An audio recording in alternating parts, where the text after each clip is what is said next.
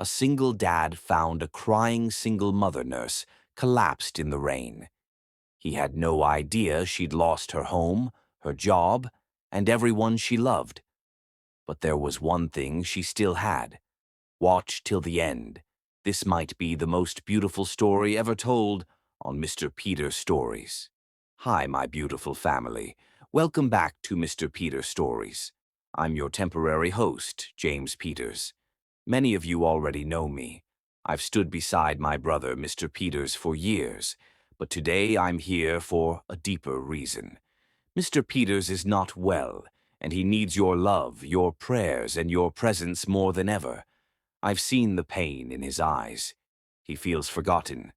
But I know the truth. This family is strong. You've lifted him before, and I believe you'll do it again. I pray that your heart finds peace. Your home is filled with love, and your soul is protected from every storm. May blessings fall upon you like gentle rain, and may you always feel the warmth of God's grace. If this story touches your heart, please like and leave a comment for Mr. Peters, for his healing, for his strength. And before you go, comment these powerful words. We are all standing for Mr. Peters. The rain fell like tears from heaven, each drop carrying the weight of despair as it crashed against the windshield of Red Brown's midnight blue Bentley. Lightning split the darkened sky, illuminating the empty streets of downtown Seattle in violent flashes of silver and white. Red gripped the steering wheel, his knuckles white against the leather as thunder rolled across the city like nature's own symphony of sorrow. At 35, Red had built an empire from nothing. Brown Tech Industries stood as a testament to his relentless drive, its gleaming towers reaching toward the clouds like fingers grasping for dreams. But tonight, after another 14-hour day of board meetings and profit margins, all he felt was the familiar emptiness that had consumed him since Isabella's death 2 years ago. His auburn hair was perfectly styled, his charcoal suit worth more than most people's cars, yet inside he felt hollow. "Daddy will be home soon, little man," he whispered to the empty car, thinking of 7-year-old Paul waiting at the mansion with Mrs. Valencia. Paul, with his mother's gentle eyes and Raid's stubborn chin, was the only light left in Red's carefully controlled world. But even that light seemed dimmed lately, as if the boy sensed his father's heart was still trapped in a prison of grief. Rad's thoughts were interrupted by a flash of movement in his peripheral vision. Through the torrential downpour, he glimpsed a figure huddled on a park bench beneath the flickering streetlight. His first instinct was to drive past.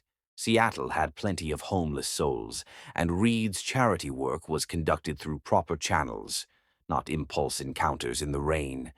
But something made him slow the Bentley to a crawl. The figure wasn't moving, not the restless shifting of someone seeking shelter, but the absolute stillness of someone who had simply given up. Reed's chest tightened as he pulled to the curb, hazard lights casting an amber glow through the storm. He sat for a moment, watching, waiting for some sign of life from the motionless form. Then the lightning struck again, and in that brilliant instant, Red saw her clearly. Love Angel. Though he didn't know her name yet, didn't know the story written in her tears, he saw everything he needed to see in that split second of illumination. A woman, young and beautiful despite the rain-soaked despair that clung to her like a shroud. Her dark skin glistened with raindrops that caught the streetlight like liquid diamonds. Her hair, once probably styled with care, now hung in wet tendrils around a face that spoke of strength, brought to its knees by circumstances beyond her control. She wore scrubs, faded blue medical scrubs that marked her as someone who spent her life caring for others. In her hands, she clutched what looked like papers, holding them as if they contained her entire world. Her shoulders shook, though whether from cold or sobs, Raid couldn't tell from this distance. Something deep in his chest cracked open, not breaking, but awakening. This woman, sitting alone in a storm that seemed determined to wash away everything she had left, called to something in his soul that had been dormant since Isabella's funeral. Red didn't think. He simply acted. Grabbing his umbrella from the passenger seat, he stepped out into the fury of the storm. The rain immediately soaked through his expensive suit, but he barely noticed. His Italian leather shoes splashed through puddles as he approached the bench, each step feeling like destiny guiding his path. "Ma'am?" His voice was gentle, barely audible above the thunder. "Ma'am, are you all right?" Love Angel looked up, and Red felt his breath catch in his throat. Her eyes were liquid gold, filled with a pain so profound it seemed to echo his own. Tears mixed with raindrops on her cheeks, and her lips, full and beautiful even in despair, trembled as she tried to form words. She began, then stopped, her voice breaking like glass against stone. "I'm fine. Please, just leave me alone." But Red saw the papers in her hands more clearly now. A termination letter from Seattle General Hospital, an eviction notice stamped with angry red ink, and beneath those, barely visible but unmistakably present, custody documents that made his heart ache with recognition. "You're not fine," he said softly, opening his umbrella to shield them both from the worst of the downpour. "And that's okay. Nobody should have to be fine all the time." Love Angel stared up at this stranger, this man in an expensive suit who had stopped his luxury car to check on a broken woman in the rain. His eyes were kind, the color of autumn leaves, and there was something in his voice that spoke of understanding rather than pity. "You don't understand," she whispered, her voice barely audible above the storm. "I've lost everything. My job, my home, my—" Her voice cracked completely. "My son. They took my son." Reed's heart shattered and mended itself in the space of a heartbeat. He knelt down in front of the bench, not caring that his knees were now soaked and muddy, bringing himself to her eye level. "I'm Red," he said simply. "Reed Brown. And I think maybe I understand more than you know." "Love Angel," she replied automatically, then immediately looked away as if ashamed of her own name. "Love Angel," Red repeated, and somehow when he said it, the name sounded like a prayer instead of an embarrassment. "That's the most beautiful name I've ever heard." Fresh tears spilled down her cheeks. "It's stupid. My grandmother named me that because she said I was sent from heaven to bring love to a broken world. But look at me now. I can't even take care of myself, let alone bring love to anyone." Reed stood slowly, extending his hand toward her. "Maybe your grandmother was right. Maybe you just haven't met the broken world that needs your love yet." Love Angel stared at his outstretched hand, strong, capable, unmarked by the kind of hardship that had carved lines of struggle into her own palms. This man, with his perfect hair and expensive clothes, lived in a different universe from hers. What could he possibly want with a woman who had nothing left to give? "I can't," she whispered. "I don't have anywhere to go, anything to offer. I'm nobody." "You're somebody to me," Reed said, and the sincerity in his voice made her look up again. "And right now, you're somebody who needs shelter from this storm. Let me help you, please." Thunder crashed overhead, and Love Angel felt the papers in her hands dissolving in the rain, the last tangible evidence of her old life washing away like ink in water. She looked at this stranger who had appeared in her darkest moment like some kind of miracle, and for the first time in months, she allowed herself to hope. When she placed her trembling hand in his, Reed felt something shift in the universe. This woman, whose name spoke of divine love, whose eyes held depths of pain and strength he was only beginning to understand, was about to change his life in ways he couldn't imagine. "You don't have to carry this alone, beautiful soul," he whispered, helping her to her feet as lightning painted the sky in brilliant white. "I promise you're safe with me." Love Angel swayed slightly, exhaustion and hunger finally overcoming her pride. Red caught her gently, his arm strong and steady around her waist, and for the first time in longer than she could remember, she felt protected instead of afraid. As he guided her toward his car, umbrella shielding them both from the storm, Love Angel wondered if perhaps her grandmother had been right, after all. Maybe she really was an angel, but maybe she wasn't meant to save someone else. Maybe she was meant to be saved. The rain continued to fall as Red helped her into the warm sanctuary of his car, but somehow it no longer felt like the end of the world. It felt like the beginning of something impossible and beautiful, a love story written in the language of storms and second chances. Chapter 2. Sanctuary in Stranger's Kindness. The Bentley glided through the storm-darkened streets like a ship navigating troubled waters, its leather interior cocooning Love Angel in warmth she hadn't felt in months. She sat carefully in the passenger seat, acutely aware of how her wet scrubs might damage the pristine upholstery, how her presence seemed foreign in this perfect space that clearly belonged to someone from an entirely different world. Reed kept stealing glances at her as he drove, noting how she held herself with careful dignity despite her circumstances, how her hands trembled slightly as she smoothed her wet hair away from her face. The silence between them wasn't uncomfortable exactly, but it was heavy with unspoken questions and the weight of her gratitude. "Where are we going?" Love Angel finally asked, her voice barely above a whisper. "Home," Red replied simply, then quickly added, "My home. You need somewhere safe to get warm and dry, and I have plenty of space." Love Angel's defenses immediately rose. "I can't. I don't even know you. For all I know, you could be a dangerous stranger who rescues women from park benches in the rain." Rad's voice held a gentle humor that somehow put her at ease. "I suppose that is a fair concern. Would it help if I told you I have a 7-year-old son? Dangerous men don't usually travel with children."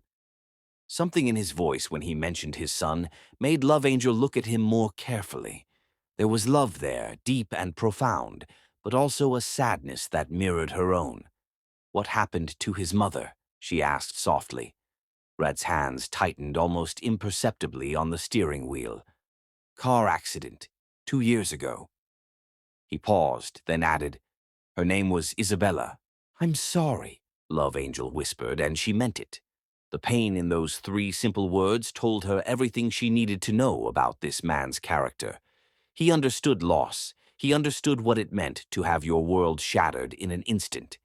They drove in contemplative silence for several more minutes before Reed turned onto a private road that wound through towering evergreens. Love Angel's breath caught when the trees gave way to reveal a sprawling lakeside mansion that looked like something from a fairy tale. Warm golden light spilled from dozens of windows, reflecting off the lake's surface even through the rain. Gardens that probably looked magnificent in daylight stretched toward the water, and a circular driveway curved gracefully in front of the elegant entrance. "This is your home," Love Angel breathed, unable to hide her awe. "Paul and I ramble around in here like 2 lost souls," Red said with a self-deprecating smile. "It's too big for just the 2 of us, but Isabella loved it. She said it felt like a place where families could grow and be happy." Love Angel felt tears threatening again. This beautiful home, this obviously wealthy and kind man. What was he doing rescuing a broken woman from a park bench? "I don't belong here," she whispered. Red parked the car and turned to face her fully. "Love Angel, listen to me. I don't know your whole story yet, and you don't know mine. But I know what I saw back there, a woman who's fighting battles that would have destroyed weaker people. That tells me exactly the kind of person you are, and that kind of person always belongs wherever kindness lives." Before Love Angel could protest further, the front door of the mansion burst open, and a small figure came running out despite the rain. A little boy with auburn hair and bright blue eyes launched himself toward the car, clearly overjoyed that his father was finally home.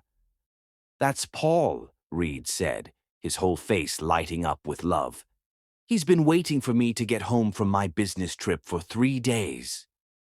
Love Angel watched through the rain-streaked window as Red stepped out and swept the little boy into his arms, both of them laughing as they got soaked.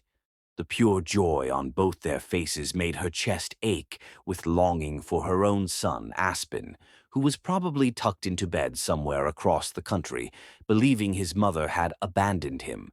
When Red opened her car door, Paul was right beside him, peering at her with open curiosity rather than suspicion. "Daddy, who's the pretty lady?" Love Angel felt her cheeks warm at the innocent compliment.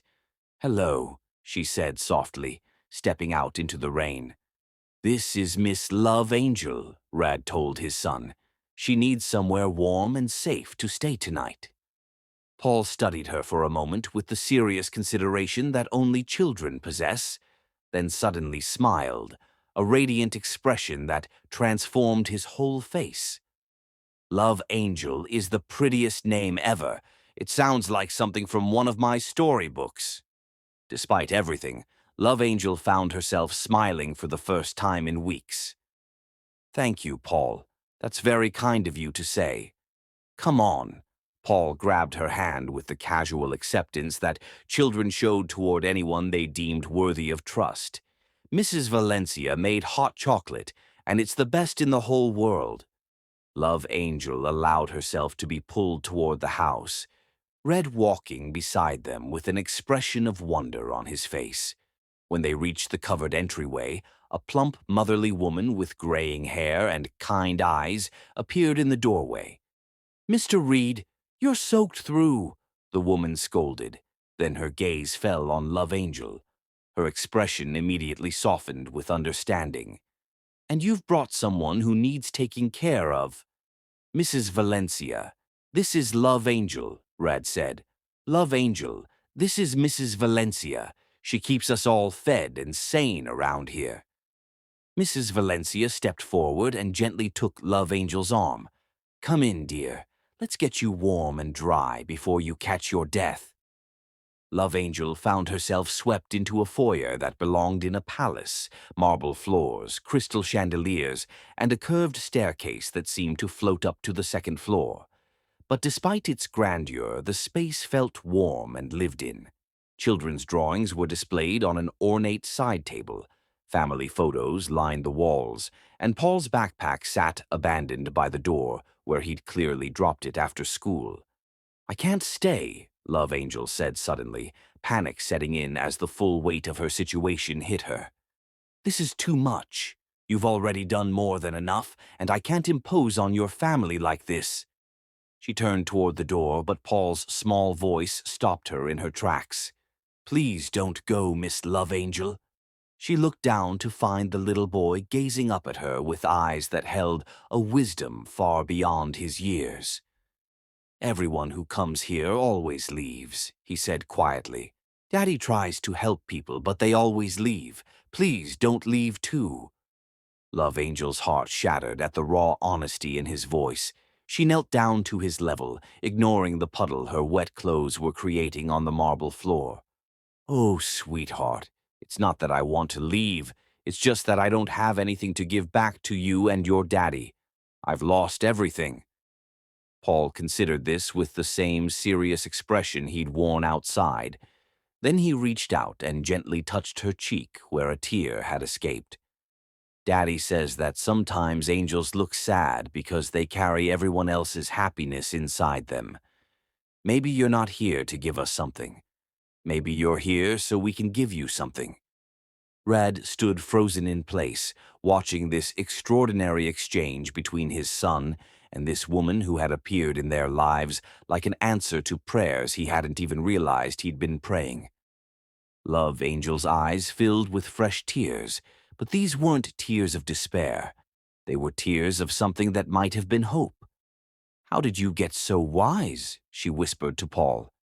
"Daddy reads me lots of books," Paul replied seriously. And Mrs. Valencia tells me stories about angels who forget they're angels sometimes. Mrs. Valencia stepped forward, her own eyes suspiciously bright. Mr. Reed, why don't you get Miss Love Angel some dry clothes while I fix her something to eat? She looks like she hasn't had a proper meal in days. Love Angel started to protest, but Red raised a gentle hand. Please, he said, let us take care of you tonight. Tomorrow we can figure out everything else, but tonight, just let yourself be safe. The word safe broke something inside Love Angel's chest. She couldn't remember the last time she'd felt truly safe. Even before everything fell apart with Damien, even during the good times, there had always been an undercurrent of tension, of walking on eggshells, of being one mistake away from losing everything she cared about. But standing in this warm, beautiful home with a man who asked for nothing but the chance to help, and a child who saw angels in broken strangers, Love Angel felt something she'd thought was lost forever. She felt hope. Okay, she whispered, the word barely audible but carrying the weight of complete surrender. Just for tonight. Paul cheered and clapped his hands, and Mrs. Valencia beamed as she bustled away toward what Love Angel assumed was the kitchen. Red stepped closer, and she caught the scent of his cologne, something expensive but not overwhelming, with hints of cedar and rain. Just for tonight, he agreed softly, though something in his eyes suggested he was already hoping for much, much longer. Chapter 3. Walls Begin to Crumble. 3 weeks had passed since that storm-soaked night, and Love Angel had somehow found herself woven into the fabric of the Brown household in ways she never could have imagined. What was supposed to be one night of sanctuary had stretched into something that felt dangerously close to belonging, a feeling she'd trained herself not to trust.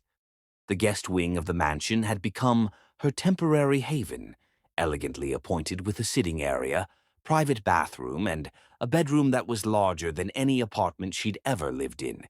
Each morning she woke to the sound of Paul's laughter, echoing through the halls, and the gentle bustle of Mrs. Valencia preparing breakfast.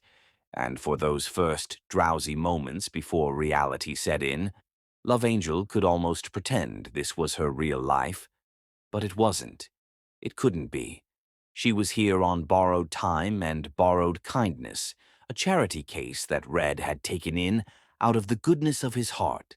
The reminder was a constant ache in her chest, even as she found herself falling deeper under the spell of this family that had welcomed her so completely. This particular morning found Love Angel in the sunlit breakfast nook, helping Paul with his homework while Mrs. Valencia hummed Spanish lullabies in the kitchen. Paul had taken to her with the easy affection of a child starved for maternal attention, and she'd discovered that his bright mind was matched by a gentle soul that reminded her heartbreakingly of her own Aspen. Miss Love Angel, what's a metaphor again? Paul asked, chewing on the end of his pencil as he studied his English worksheet. A metaphor is when you compare two things by saying one thing is another, Love Angel explained patiently. Like saying her voice is music or his heart is a stone. Paul nodded seriously, then looked up at her with those perceptive blue eyes that seemed to see straight through to her soul. What metaphor would you use for Daddy? The question caught Love Angel off guard. She glanced toward the doorway where she could see Reed in his study, already dressed in another perfectly tailored suit, his auburn hair catching the morning light as he reviewed documents for his day at the office. Even after 3 weeks of living in his home, the sight of him still made her breath catch. I don't know, she said softly. What metaphor would you use? Paul considered this with the gravity of someone solving the world's problems. I think Daddy is like a lighthouse, he said finally. He stands really tall and strong, and he helps lost people find their way home, but he's kind of lonely up there all by himself. Love Angel felt tears prick her eyes at the wisdom in the 7-year-old's words. That's a beautiful metaphor, Paul. What about you? Paul asked, tilting his head. What metaphor are you? Before Love Angel could answer, Reid appeared in the doorway, briefcase in hand and car keys jangling. "What are we discussing this morning?" he asked, his voice carrying that warm tone he reserved for moments with his son. "Metaphors," Paul announced. "I said you're a lighthouse, and I was asking Miss Love Angel what she is." Reed's gaze shifted to Love Angel, and she felt that familiar flutter in her stomach that she'd been trying so hard to ignore. 3 weeks of living under the same roof had done nothing to diminish the effect he had on her. If anything, seeing him in unguarded moments with Paul, witnessing his kindness to Mrs. Valencia, watching him work late into the night on projects that would benefit others, had only deepened her growing feelings for him. "I think," Red said quietly, never taking his eyes off Love Angel, "that some metaphors are too beautiful and complex for simple words." The air in the breakfast nook suddenly felt charged with something unspoken, and Love Angel found herself drowning in the depths of Reed's autumn-colored eyes. She forced herself to look away, focusing on Paul's worksheet as heat crept up her neck. "Daddy, are you going to work again today?" Paul asked, breaking the tension with the innocent directness of childhood. "I have to, buddy," Red said, ruffling his son's hair. "But I'll be home for dinner, and maybe we can work on that model airplane afterward." "Can Miss Love Angel help too?" Paul asked hopefully. "If she'd like to," Reed replied, though his tone suggested he very much hoped she would. After Reed left for the office, Love Angel threw herself into the routine that had developed over the past weeks. She helped Paul get ready for school, walking him to the bus stop at the end of the long driveway and waving until the yellow vehicle disappeared around the bend. Mrs. Valencia had gently but firmly insisted that Love Angel didn't need to help with household duties, but she'd found small ways to contribute, organizing Paul's toys, helping with meal preparation, tending to the neglected herb garden behind the kitchen. It was in that garden, kneeling among the overgrown basil and rosemary plants, that Love Angel allowed herself to truly think about her situation. Reed had gently suggested that she consider his offer to serve as Paul's private tutor and caregiver, a position that would provide her with income, purpose, and a legitimate reason to stay. The salary he'd mentioned was more than generous, enough to begin building a new life and perhaps even start the legal proceedings to regain custody of Aspen. But accepting would mean admitting that this wasn't temporary. It would mean allowing herself to hope for a future she wasn't sure she deserved. The sound of car tires on gravel interrupted her thoughts. Love Angel looked up, surprised to see Reed's Bentley pulling into the driveway. It was barely noon. What was he doing home so early? She brushed the dirt from her hands and walked toward the house, finding Red in the kitchen with Mrs. Valencia, his tie loosened and his usually perfect hair slightly mussed. "Is everything all right?" Love Angel asked, concern evident in her voice. Red looked up, and the stress lines around his eyes softened when he saw her. "Just needed to come home for a bit," he said. "Sometimes the office feels like a cage." Mrs. Valencia clucked her tongue sympathetically. "You work too hard, Mr. Reed. It's not good for a man to spend all his time making money and none of it making memories." "I know," Reed said wearily. "It's just, since Isabella died, work has been the only thing that made sense. The only thing I could control." Love Angel felt her heart clench at the pain in his voice. Without thinking, she stepped closer. "Would you like some coffee? Or maybe some of that soup Mrs. Valencia made yesterday?" Red's eyes met hers, and she saw something flicker there. Gratitude, but also something deeper. Something that made her pulse quicken. "Actually, would you mind if we sat on the terrace for a bit? I feel like I've been breathing stale air all morning." The terrace overlooked the lake, with comfortable seating arranged to take advantage of the stunning view. Love Angel settled into one of the cushioned chairs while Red loosened his tie completely and sat across from her, looking more human and less like the polished businessman she was used to seeing. You know, I used to bring Isabella out here when she was having a bad day, Riyadh said, his gaze fixed on the water. She'd sit right where you're sitting and tell me about her dreams, opening a foundation for underprivileged children, traveling to places we'd only seen in books, growing old together, watching our grandchildren play in this very garden. Love Angel's throat tightened. She sounds like she was an amazing woman. She was, Red agreed, but she's been gone for 2 years, and I've been so focused on preserving her memory that I forgot how to live in the present. They sat in comfortable silence for several minutes, the gentle lapping of the lake water and the distant call of birds the only sounds. Love Angel found herself studying Red's profile, the strong line of his jaw, the way his hair fell across his forehead when he wasn't careful about styling it, the sadness that seemed to live in the corners of his eyes. "Can I ask you something?" Red said suddenly. "Of course. What happened with your son's father? You don't have to tell me if it's too painful, but I've seen the way you look sometimes when you think no one's watching, like you're carrying a weight that's too heavy for one person to bear." Love Angel felt her defenses rising instinctively, but something about the gentle way Red asked, the genuine concern in his voice, made her walls begin to crumble. "His name is Damien," she said quietly.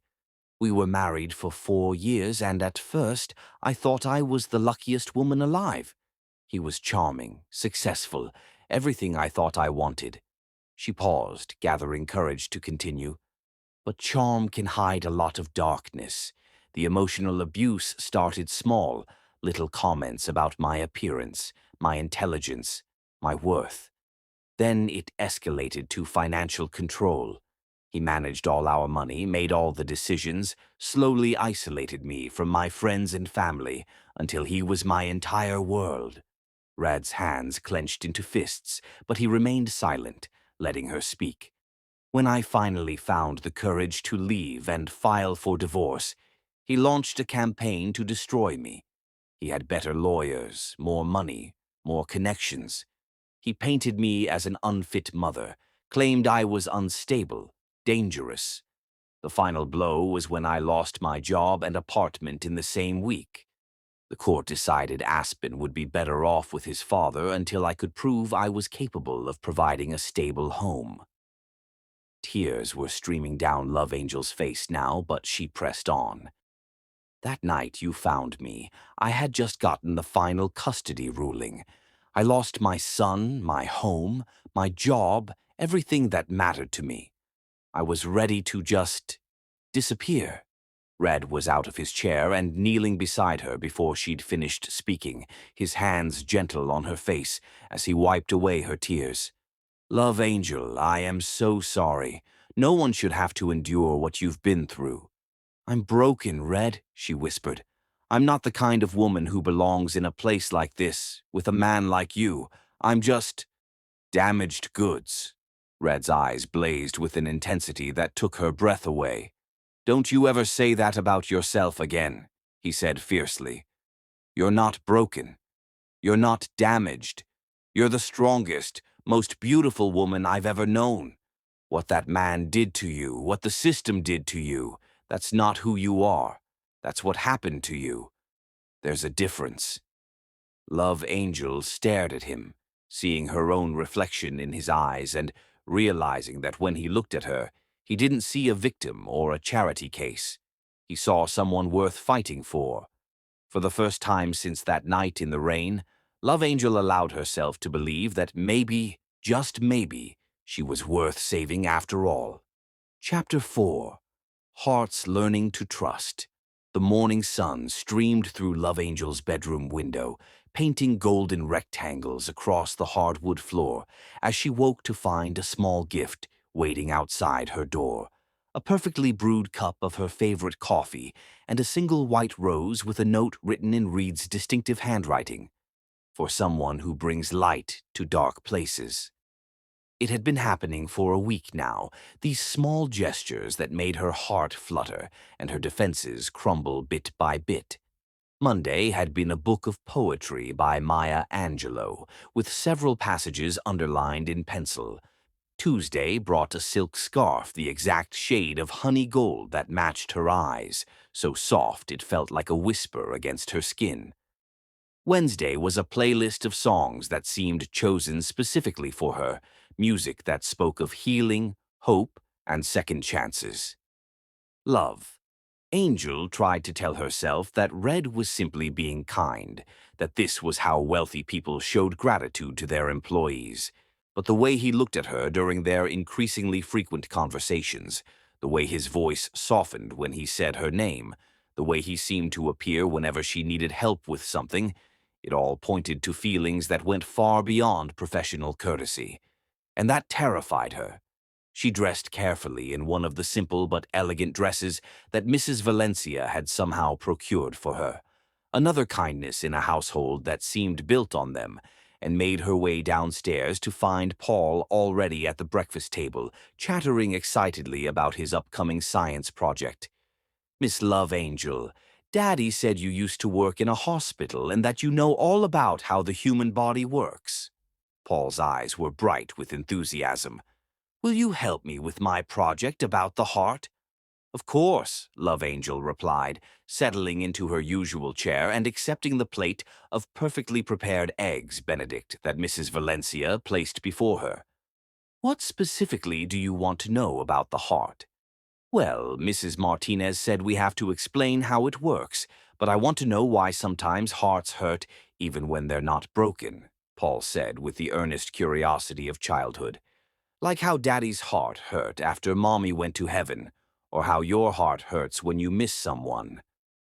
Love Angel felt her breath catch at the innocent question, glancing toward the doorway where Reed stood, clearly having overheard the conversation.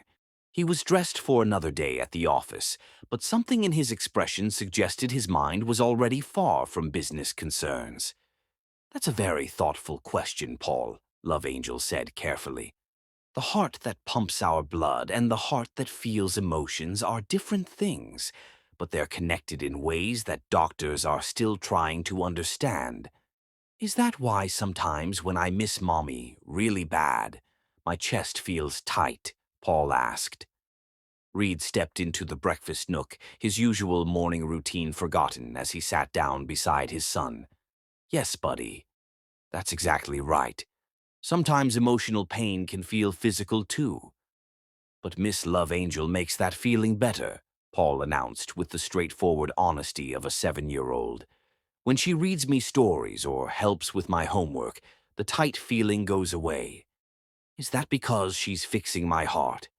The silence that followed was charged with unspoken emotions. Love Angel felt Red's gaze on her, intense and searching, while Paul looked between the two adults with the expectant expression of someone waiting for an answer to what seemed like a perfectly reasonable question. "I think," Love Angel said quietly, "that hearts can help heal other hearts. When people care about each other, when they're kind and present and patient, it can help the hurting become less." Red's eyes never left her face as she spoke, and she saw something shift in his expression. A recognition, perhaps, of truths that neither of them had been ready to voice. After Paul left for school, Love Angel found herself alone with Red for the first time in days. He lingered in the kitchen, making a show of checking his phone and gathering his papers, but she could sense his reluctance to leave. "Read," she said softly, and he looked up immediately. "Thank you. For the gifts, I mean. They're beautiful, but you don't need to—" "I want to," he interrupted, stepping closer. "I want to give you beautiful things, Love Angel. You deserve beautiful things." The intensity in his voice made her pulse quicken. "I don't understand why you're being so kind to me. I'm just someone you found in the rain. I haven't done anything to earn this." Reed moved closer still, until she could see the flecks of gold in his brown eyes, could smell the subtle scent of his cologne, mixed with something that was purely him. You don't earn kindness, love angel. You don't earn care or compassion or... He paused, seeming to struggle with words. You don't earn the way someone makes you feel like the world has color again after you'd forgotten what anything but gray looked like. Love. Angel's breath caught. Reed, I know you're not ready to hear this, he said, his voice rough with emotion. I know you're still healing, still fighting battles that I can't fully understand. But I need you to know that these gifts, this care, it's not charity, it's not pity. It's because when I look at you, I see someone extraordinary, someone who survived hell and came out with her compassion intact, someone who loves my son like he's her own and makes this house feel like a home again.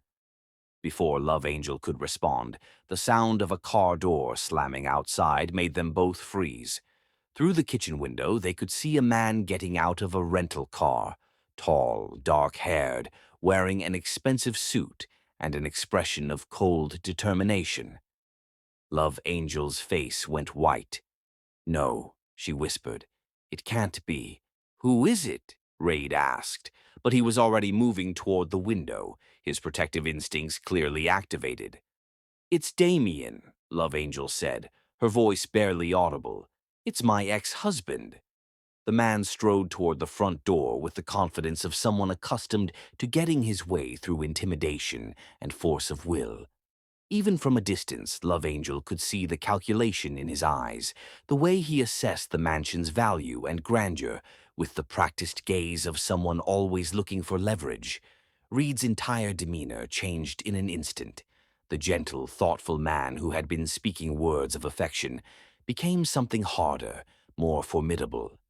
This was the businessman who had built an empire from nothing, the man who didn't lose fights that mattered to him. Stay here, he told Love Angel, his voice carrying an authority she'd never heard before. No, Reed, you don't understand. He's dangerous when he doesn't get what he wants. He'll say things, make threats.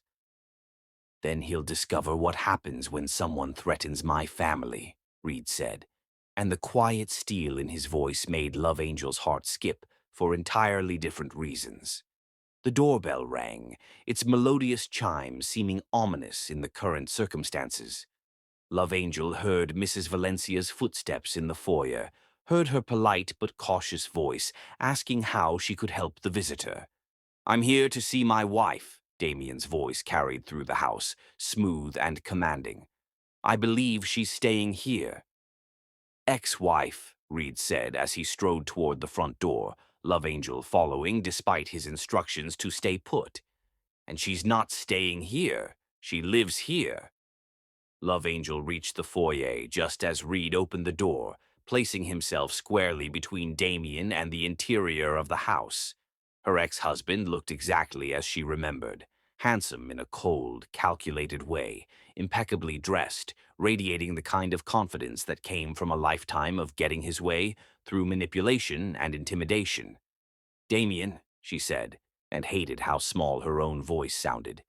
Angel, he replied, using the shortened version of her name that had always made her skin crawl. His eyes swept past Reed to take in the opulent surroundings, and she saw the wheels turning in his mind, calculating new ways to use this information against her. I see you've landed on your feet. I always said you were resourceful when it came to finding someone to take care of you. That's enough, Rad said, his voice carrying a warning that even Damien seemed to recognize. And you are? Damien asked, though his tone suggested he already knew exactly who Red was and had probably done extensive research before showing up. I'm Red Brown. This is my home and Love Angel is under my protection. Damien's smile was sharp as a blade. Protection? From what? I'm her husband. Ex-husband, both Reed and Love Angel said simultaneously. Technically, yes, Damien conceded with the air of someone making a minor correction. But I'm also the father of her child, which gives me certain rights and concerns about the environment my son's mother is choosing to live in. The threat was subtle but unmistakable, and Love Angel felt her blood turn to ice. What do you want, Damien? I want to talk to my wife, ex-wife, privately. I think we have some things to discuss about Aspen's welfare and her current living situation. Anything you have to say to Love Angel can be said in front of me, Red stated firmly. Damien's eyes glittered with malicious amusement. How chivalrous. But I think Angel and I both know that our business is between us. After all, we wouldn't want any misunderstandings about her past to create complications for her new arrangement here. The implied blackmail hit Love Angel like a physical blow. Damien hadn't changed at all. He was still the master manipulator who could turn any situation to his advantage, still the predator who fed on others' vulnerabilities. But then Rad stepped forward, and something in his posture made Damien actually take a step back. "Let me make something very clear," Rad said, his voice quiet but carrying the weight of absolute conviction. "Love Angel is a member of my family now. My son adores her, my household respects her, and I—" He paused, his eyes finding Love Angel's for just a moment. "I care about her more than I have words to express, so if you think you're going to come to my home and threaten or intimidate her, you've severely miscalculated." "Is that so?" Damien's voice was silky with threat. "And what exactly do you plan to do about it, Mr. Brown?" Red smiled, but it wasn't a pleasant expression. "I'm going to call my head of security, Marcus, who should be here in about 3 minutes. Then I'm going to have you escorted off my property. And if you come back without legal representation and a court order, I'm going to have you arrested for trespassing and harassment." As if summoned by his words, a large, serious-looking man in a dark suit appeared in the driveway, walking toward the house with the purposeful stride of someone prepared for trouble. Damien's confident facade flickered for just a moment before reasserting itself. "This isn't over, Angel. You can't hide from your responsibilities forever. Aspen needs his mother, and I need financial adjustments to our arrangement." "Get off my property," Rad said, and there was nothing civilized left in his voice. "Now." As Marcus approached, Damien apparently decided that discretion was the better part of valor. He backed toward his car, but not before delivering a parting shot. "Enjoy playing house, Angel. But remember, I know who you really are. And when your new protector figures it out too, you'll come crawling back just like you always do." Love Angel felt tears threatening as Damien drove away, his words echoing in her mind like poison. Red turned to her immediately, his fierce protectiveness giving way to gentle concern. "Are you all right?" "No," she whispered, and then she was in his arms, sobbing against his chest while he held her tight and murmured words of comfort and strength. For the first time since this nightmare began, Love Angel allowed herself to believe that maybe, just maybe, she wasn't alone in this fight anymore. Chapter 5. The Dance of Souls. 2 weeks had passed since Damien's unwelcome visit, and while there had been no further contact from him, Love Angel couldn't shake the feeling that he was circling like a predator, waiting for the perfect moment to strike again.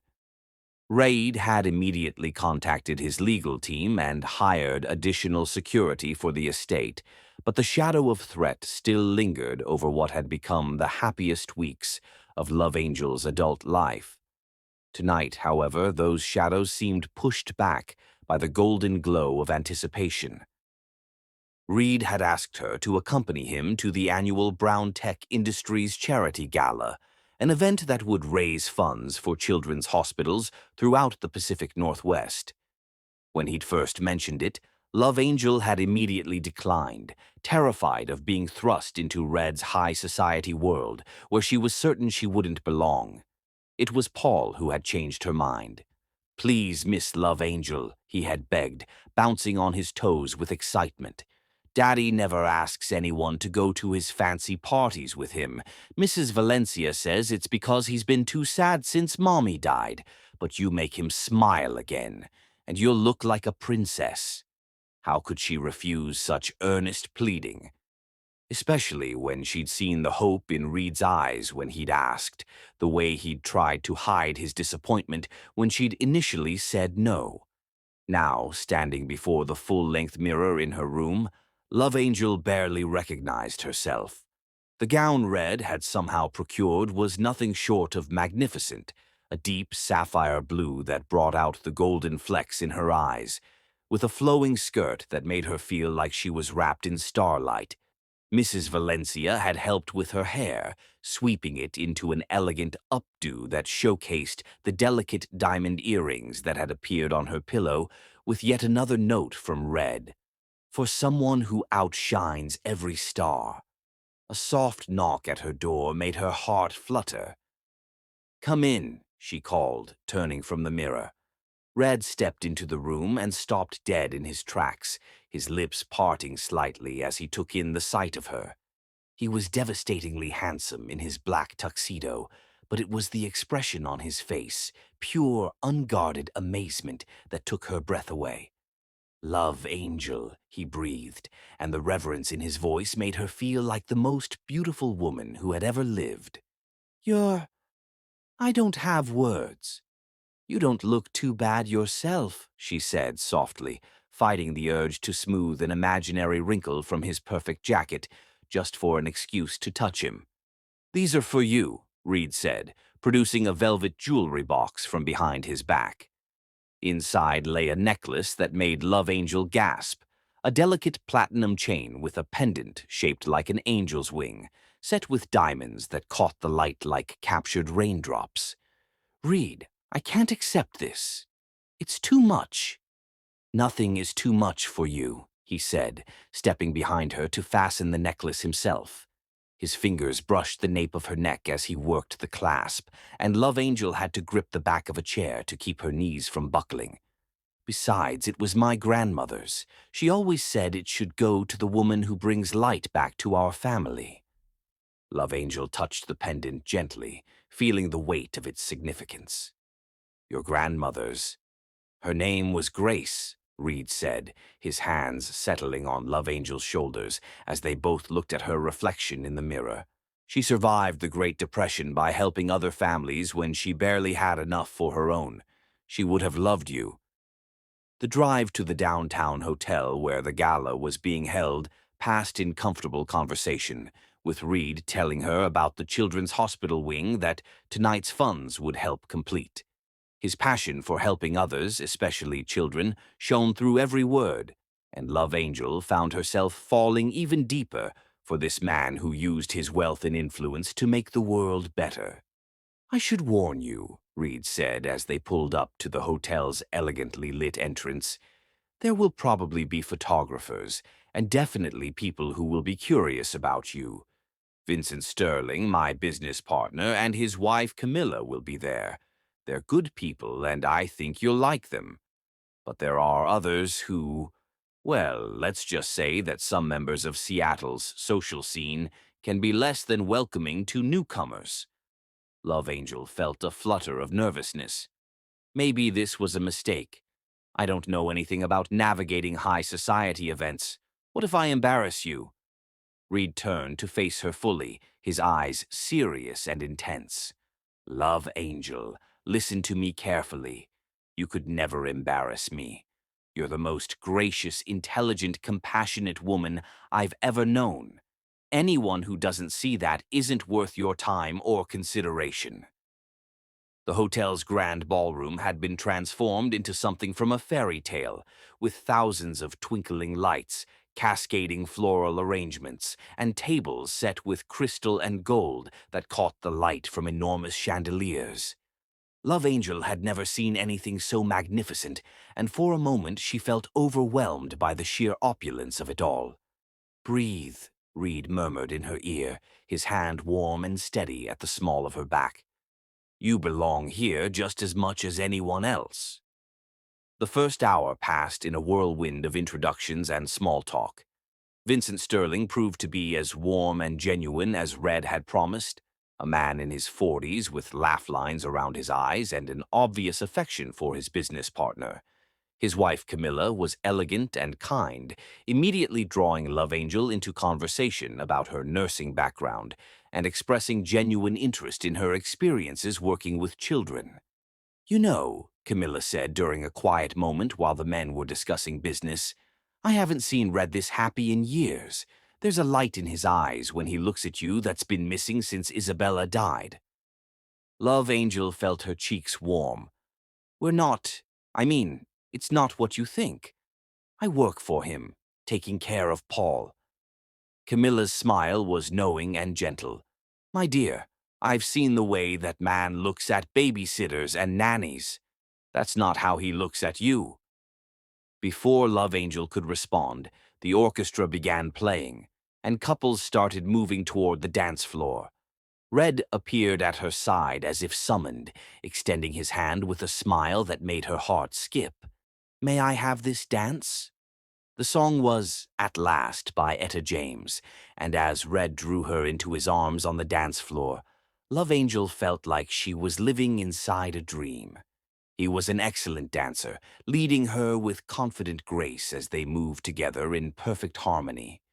"You're trembling," he observed softly, his lips close to her ear. "I'm nervous," she admitted. "Everyone is watching us." "Let them watch," Red said, spinning her gently before drawing her close again.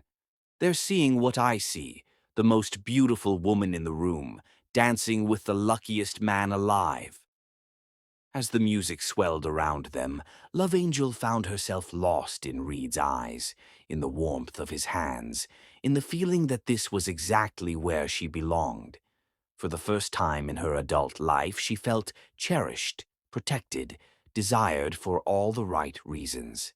"Love Angel," Red said, his voice rough with emotion. "Yes? I'm falling in love with you." The words hung between them like a bridge across an impossible chasm, and Love Angel felt her world tilt on its axis. Before she could respond, a cold voice cut through the music like a knife. "Well, well, what do we have here?"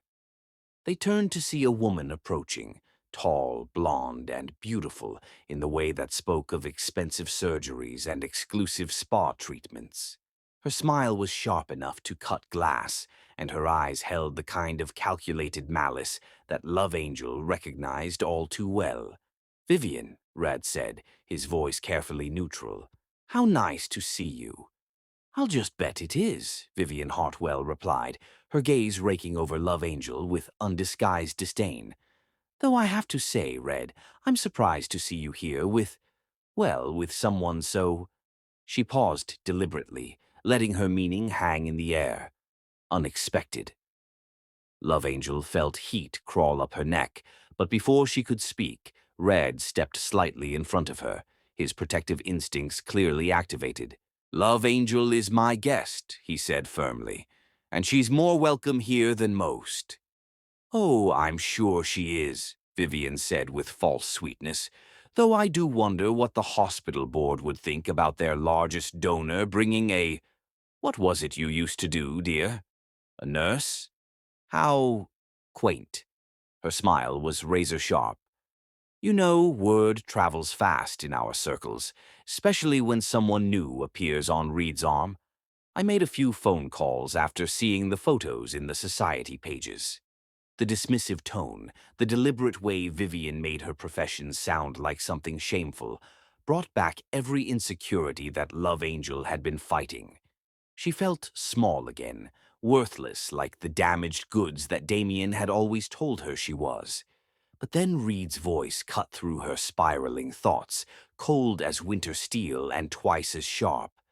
"This woman has more class and dignity in her little finger than you have in your entire body, Vivian. She's dedicated her life to helping children, to healing and caring for others. She's survived challenges that would have broken weaker people and come through it with her compassion intact. So yes, she's a nurse, one of the most honorable professions in the world, and she's also the most extraordinary woman I've ever had the privilege to know." The ballroom had gone quiet around them, and Love Angel realized that Reed's passionate defense had drawn the attention of nearby guests. Vivian's face had gone white, then red, her composure cracking under the weight of his words. I was just— You were just leaving, Rad said, his tone brooking no argument. And if I hear that you've said one disparaging word about Love Angel to anyone, ever, you'll find that your husband's construction company will have a very difficult time getting permits for future projects. Vivian fled without another word, leaving Love Angel staring at Red in amazement. In that moment, he wasn't just the successful businessman or the grieving widower or even the devoted father. He was her champion, her protector, the man who saw her worth when she couldn't see it herself. "Reed," she whispered, tears threatening to spill over. "Let's get some air," he said gently, leading her toward the terrace doors. The hotel's terrace overlooked the Seattle skyline, the city lights twinkling like earthbound stars. The cool night air was a relief after the intensity of the ballroom, and Love Angel took several deep breaths, trying to process everything that had just happened. "I'm sorry about Vivian," Raid said, moving to stand beside her at the railing. "She's always been jealous and petty, but tonight she outdid herself." "Why did you do that?" Love Angel asked, turning to face him. "Why did you defend me like that? Now everyone will know that that I what?" Reed asked, stepping closer. "That I care about you. That I think you're incredible. That I'm proud to be seen with you." Love Angel felt her walls, the ones she'd spent years building to protect herself from exactly this kind of vulnerability, beginning to crumble completely. "Reed, earlier, when you said you were falling in love with me, I meant every word," he said without hesitation. "I know it's complicated. I know you're still healing from what Damien put you through. I know the situation with Aspen makes everything harder. But I also know that I haven't felt truly alive since Isabella died. Not until that night I found you in the rain." The space between them seemed to shrink until Love Angel could feel the warmth radiating from his body, could see the flecks of gold in his brown eyes, could count every one of his heartbeats in the pulse point at his throat. "I'm scared," she whispered. "So am I," he admitted. "Terrified, actually. But I'd rather be scared with you than safe without you."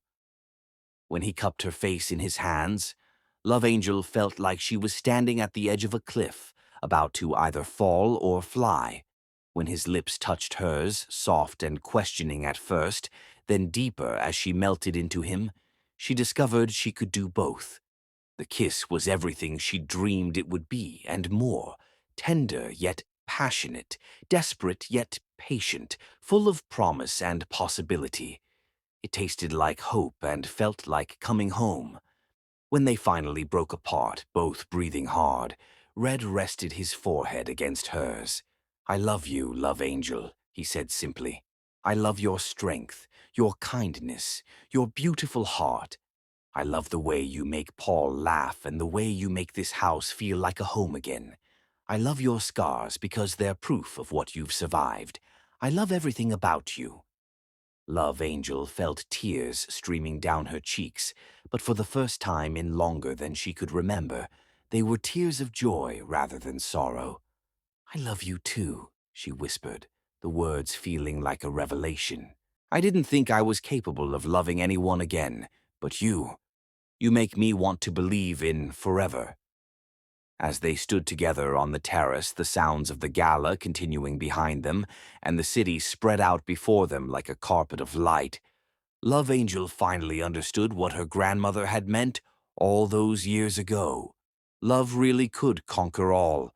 Sometimes it just took a storm to wash away everything that wasn't meant to last, leaving only what was strong enough to weather any season. And this love, this beautiful, impossible, healing love, was built to last forever. Chapter 6. Breaking Down the Last Walls. The days following the gala passed in a haze of stolen glances, gentle touches, and conversations that stretched long into the night. Love Angel and Reed had crossed a line that night on the terrace, spoken words that couldn't be taken back, and now they were navigating the delicate terrain between declaration and commitment, between love confessed and love fully realized. Love Angel found herself caught between euphoria and terror. During the day, when she watched Red with Paul, or caught him looking at her with eyes full of wonder and affection, she felt like she was living in a fairy tale.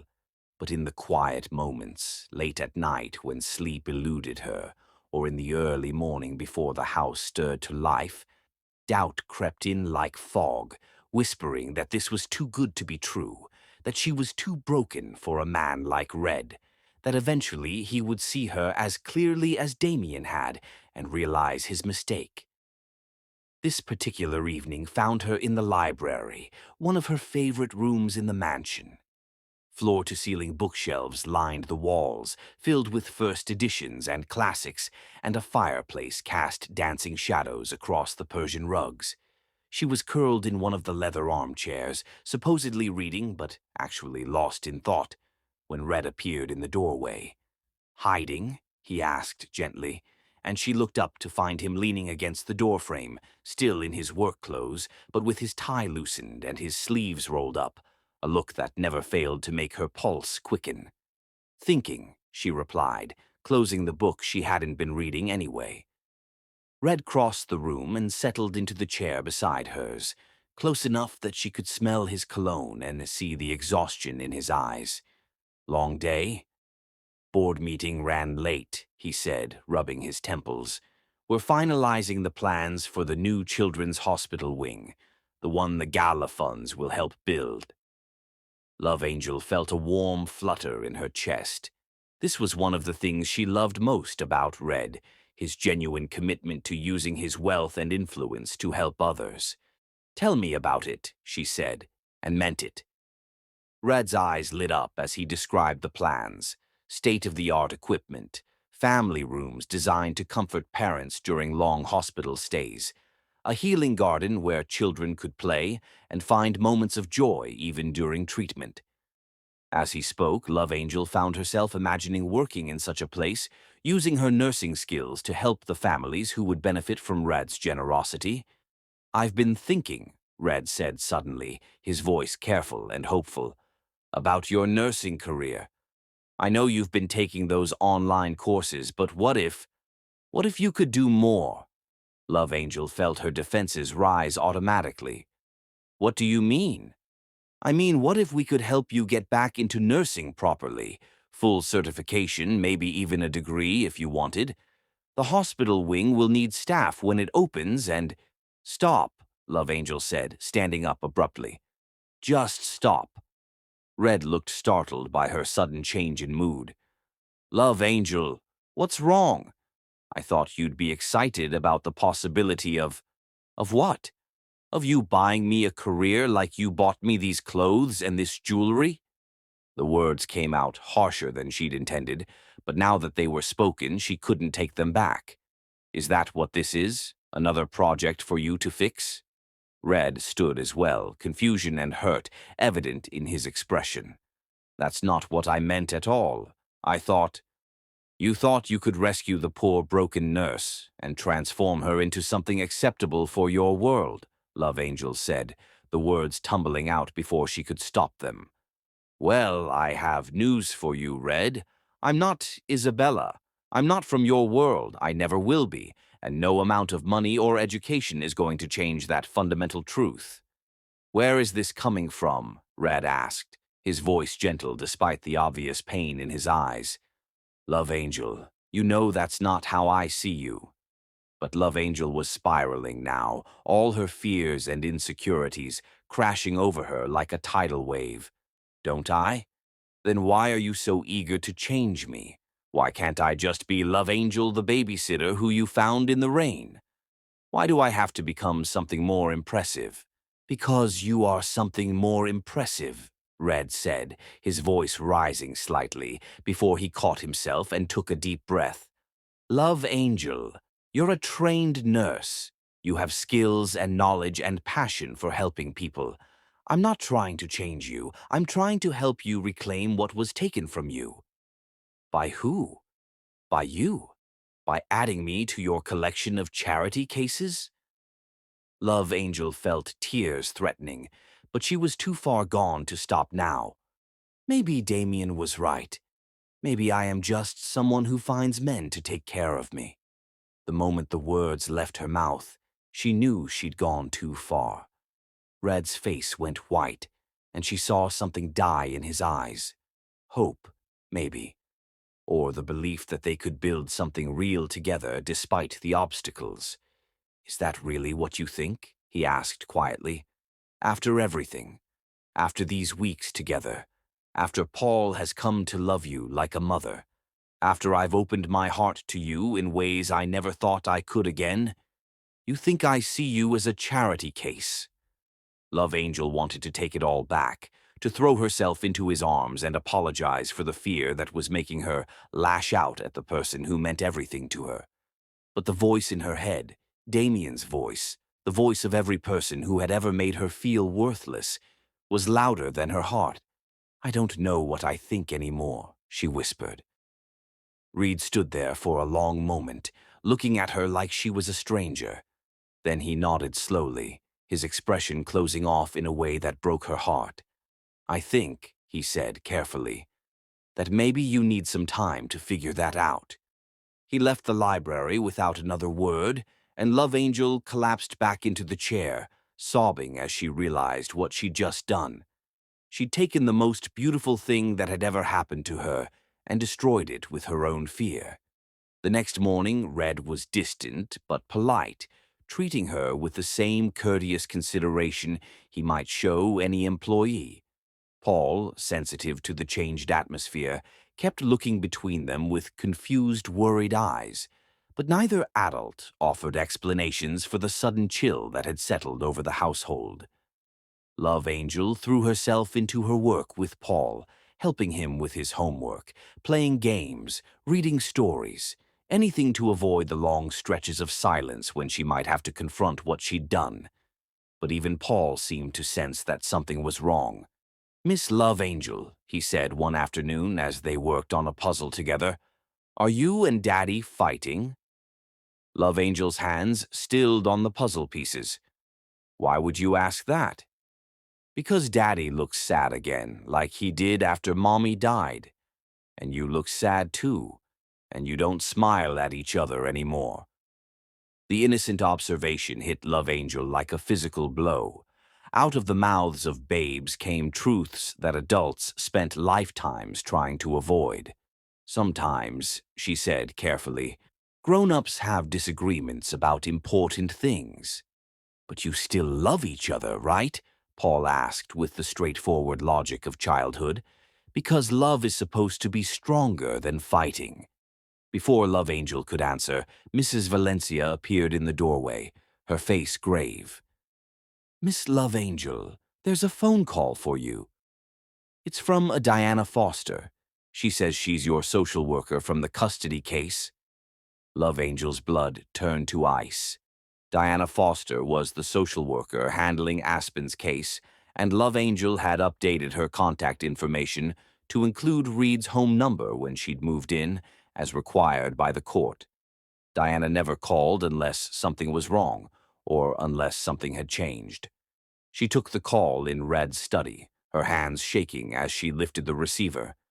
Diana, what's wrong? Is Aspen okay?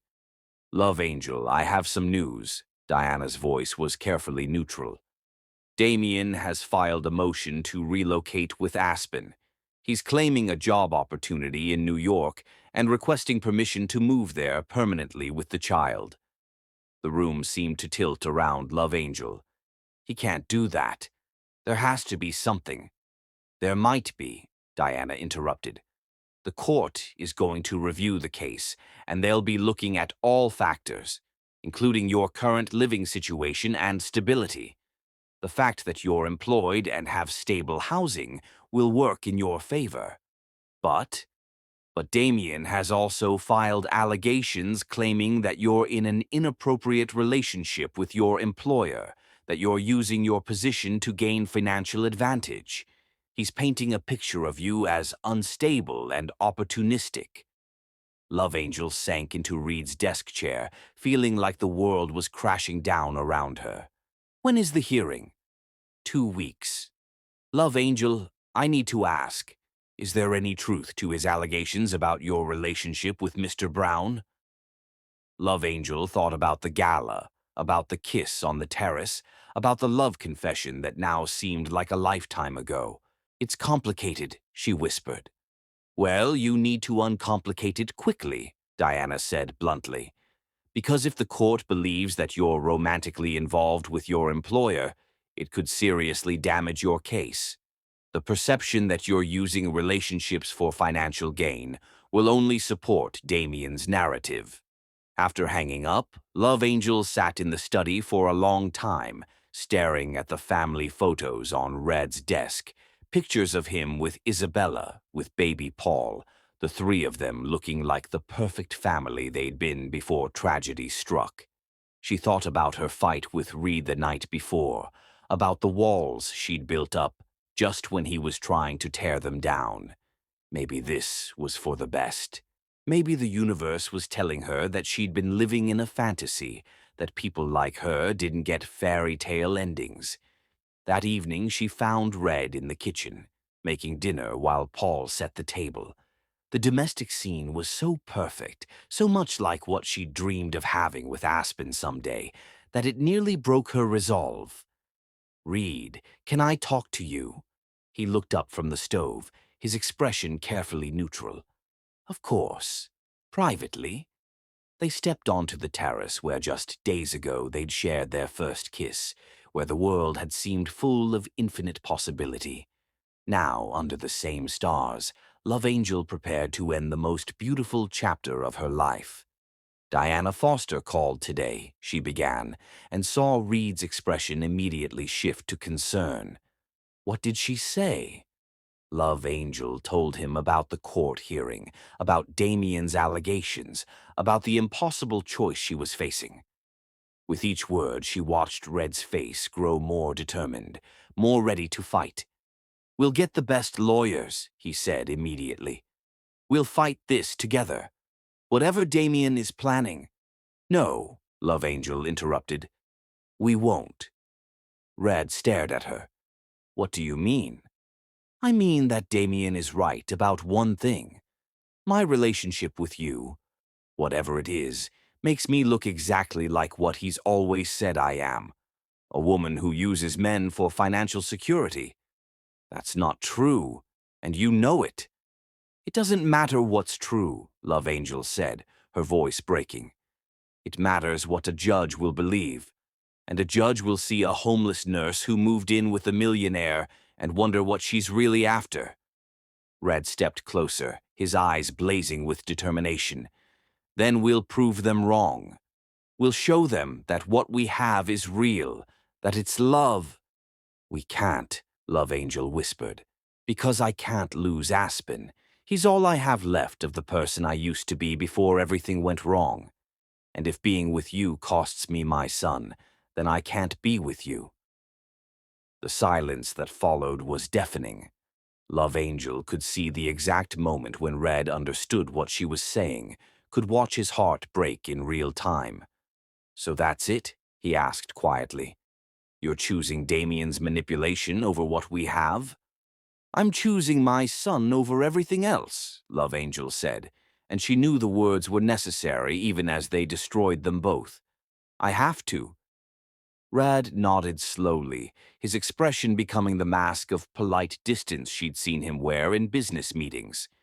I understand, and you're right. Aspen has to come first. Reed, when is the hearing? 2 weeks.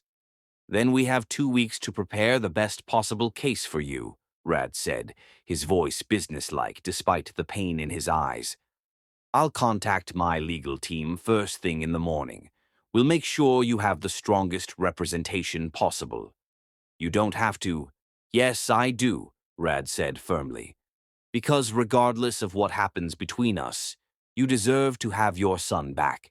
And I'm going to make sure that happens, even if He didn't finish the sentence, but Love Angel heard the words anyway. Even if it costs us everything. As she lay in bed that night, staring at the ceiling and listening to the house settle around her, Love Angel wondered if doing the right thing was supposed to feel like dying inside. She was about to find out. Chapter 7.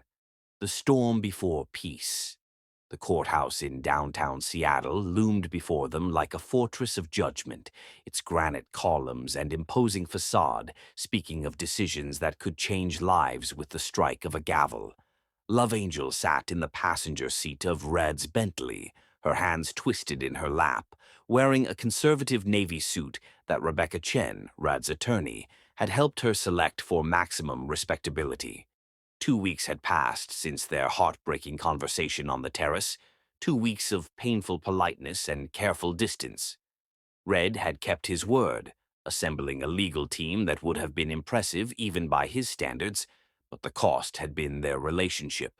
They moved around each other like strangers now, their interactions limited to discussions about the case and logistics for Paul's care.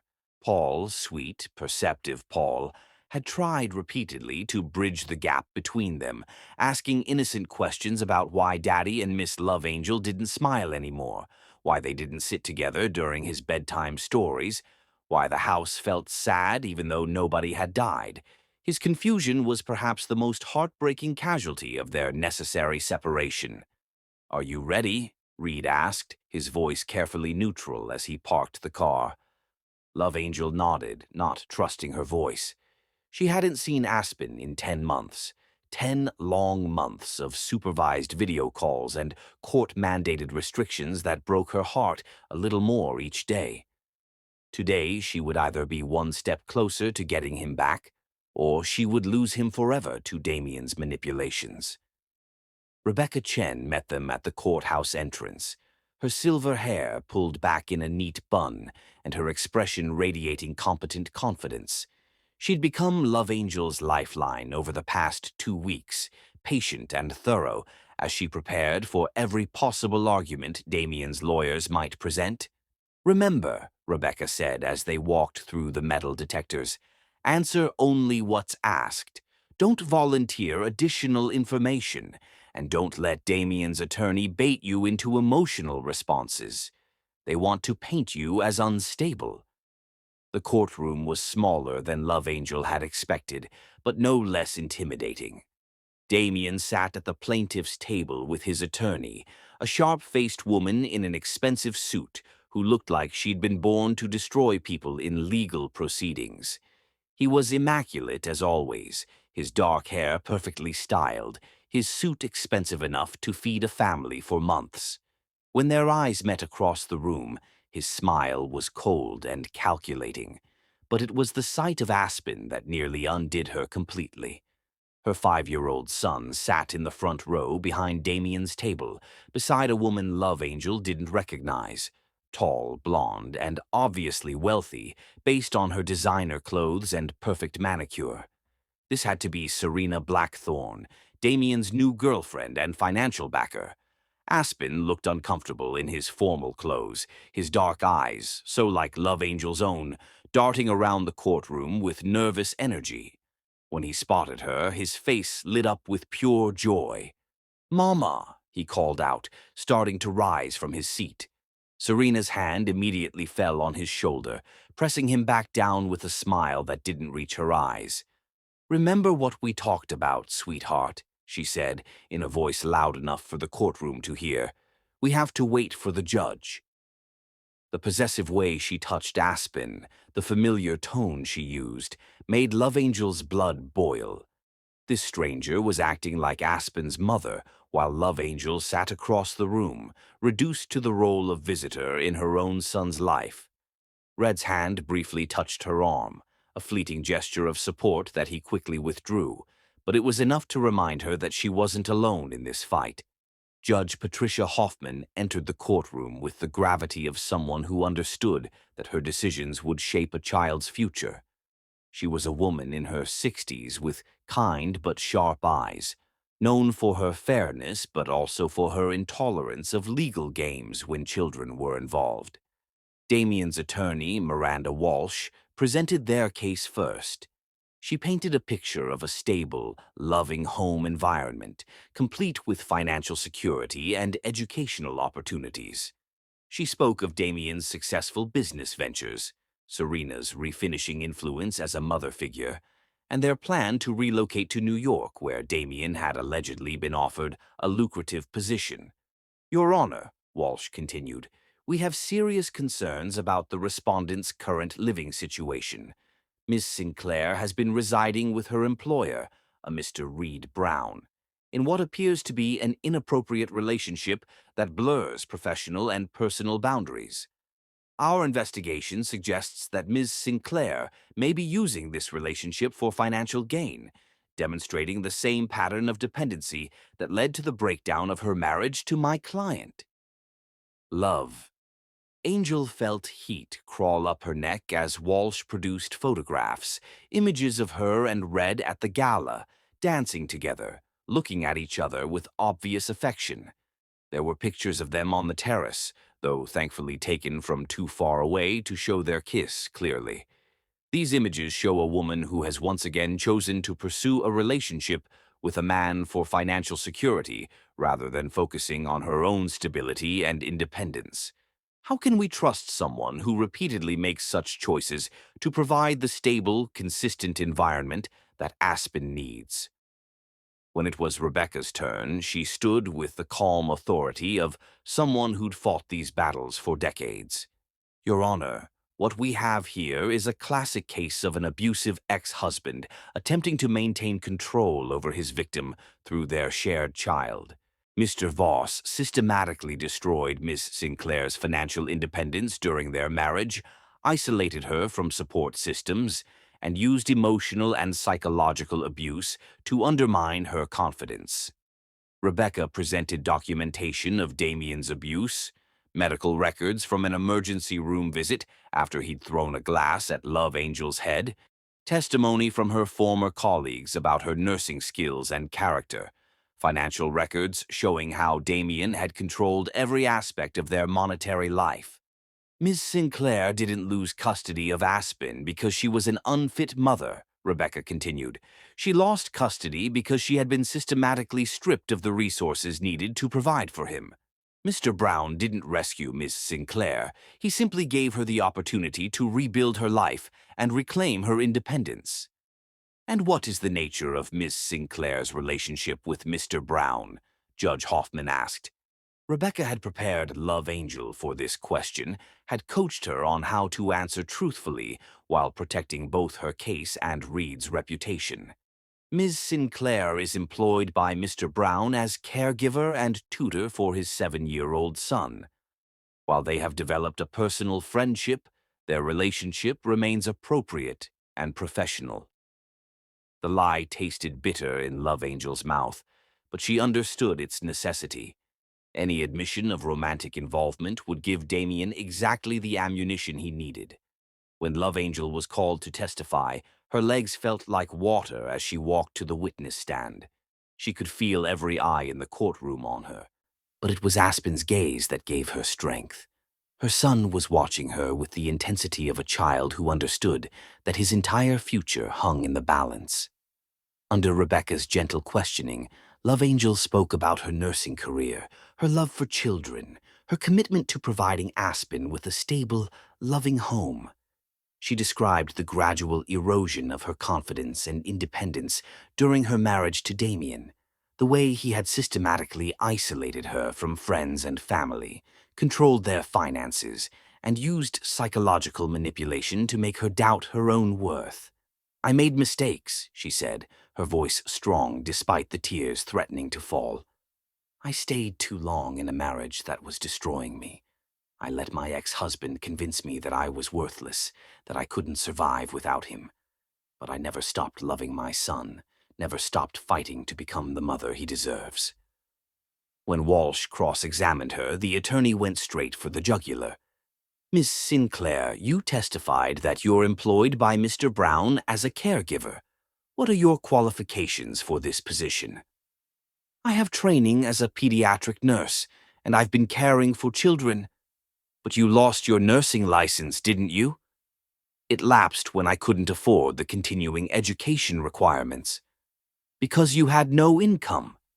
Because my ex-husband controlled all our finances and refused to pay for my professional development. Walsh smiled coldly. Or because you chose to depend on a man rather than maintain your own career independence. Isn't it true that you've now made the same choice again with Mr. Brown? No, that's not. You live in his house, wear clothes he provides, attend social events as his companion. How is this situation different from your marriage to my client? Love Angel felt the trap closing around her, felt her carefully constructed defense beginning to crumble under Walsh's relentless attack. Mr. Brown has helped me rebuild my life, but I'm working toward independence by engaging in a romantic relationship with your employer. Objection, Rebecca called out, but the damage was already done. I'll allow it, Judge Hoffman said. Miss Sinclair, please answer the question. Love Angel looked across the courtroom at Red, saw the pain in his eyes as they both faced the impossible choice between truth and Aspen's future. There is no romantic relationship, she said, the words falling like stones into her heart. But Walsh wasn't finished. Your Honor, we have additional evidence to present. She produced a thick folder, and Love Angel's blood turned to ice as she recognized some of the contents. Photographs that could only have been taken with a telephoto lens, showing intimate moments between her and Reed that she hadn't even known were being observed. These images were taken over the past month by a private investigator hired by my client. They show Ms. Sinclair and Mr. Brown in what can only be described as romantic encounters, holding hands, embracing, sharing intimate conversations. This is clearly more than an employer-employee relationship. The photographs were damning. Red helping her from the car with his hand lingering on her waist, the two of them talking intensely on the terrace, their body language speaking of intimacy and connection that went far beyond professional courtesy. Love Angel watched her carefully constructed defense collapse like a house of cards. She could see the disappointment in Judge Hoffman's eyes, could feel Aspen's confused gaze boring into her from across the room.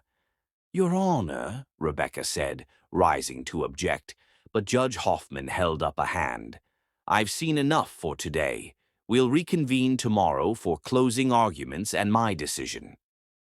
As the courtroom began to empty, Love Angel sat frozen in her chair, staring at the evidence of her happiness spread across the defendant's table like accusations. She had lost. Damien had won again, using her own feelings against her, just as he always had. Red appeared beside her, his face gray with understanding. Love Angel. Don't, she whispered. Just don't. But as they walked out of the courthouse together, Damien intercepted them in the hallway, Serena beside him and Aspen clinging to her hand like a lifeline. Angel, Damien said, his voice carrying that familiar tone of false concern.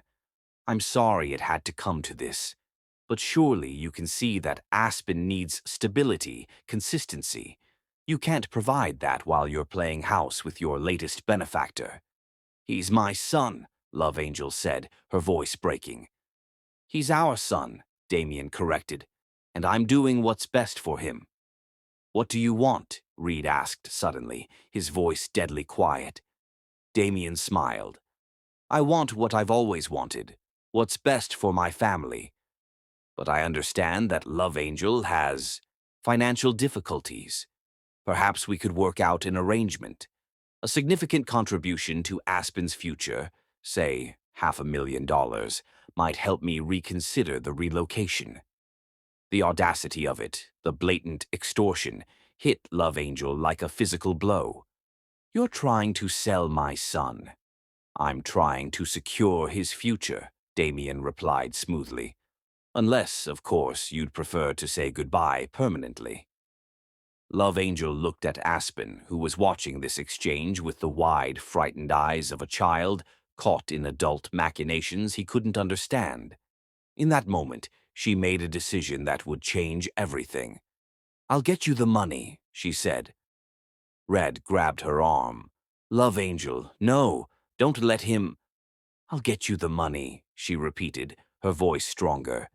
"But I want my son back, all of him, full custody." Damien's smile widened. "I'm afraid that's not how this works, Angel. The money buys you visitation rights, generous ones, of course." "Then no deal," Love Angel said, surprising everyone, including herself. "If you want to take my son across the country, if you want to steal him from me completely, then you'll have to do it without my money or my cooperation. I won't pay you to break my heart." For the first time, Damien's confident facade cracked slightly. He hadn't expected resistance, hadn't counted on Love Angel finding her backbone at this crucial moment. "Fine," he said coldly. "Then I'll see you in court tomorrow, Angel. And when you lose, because you will lose, remember that you chose pride over your son."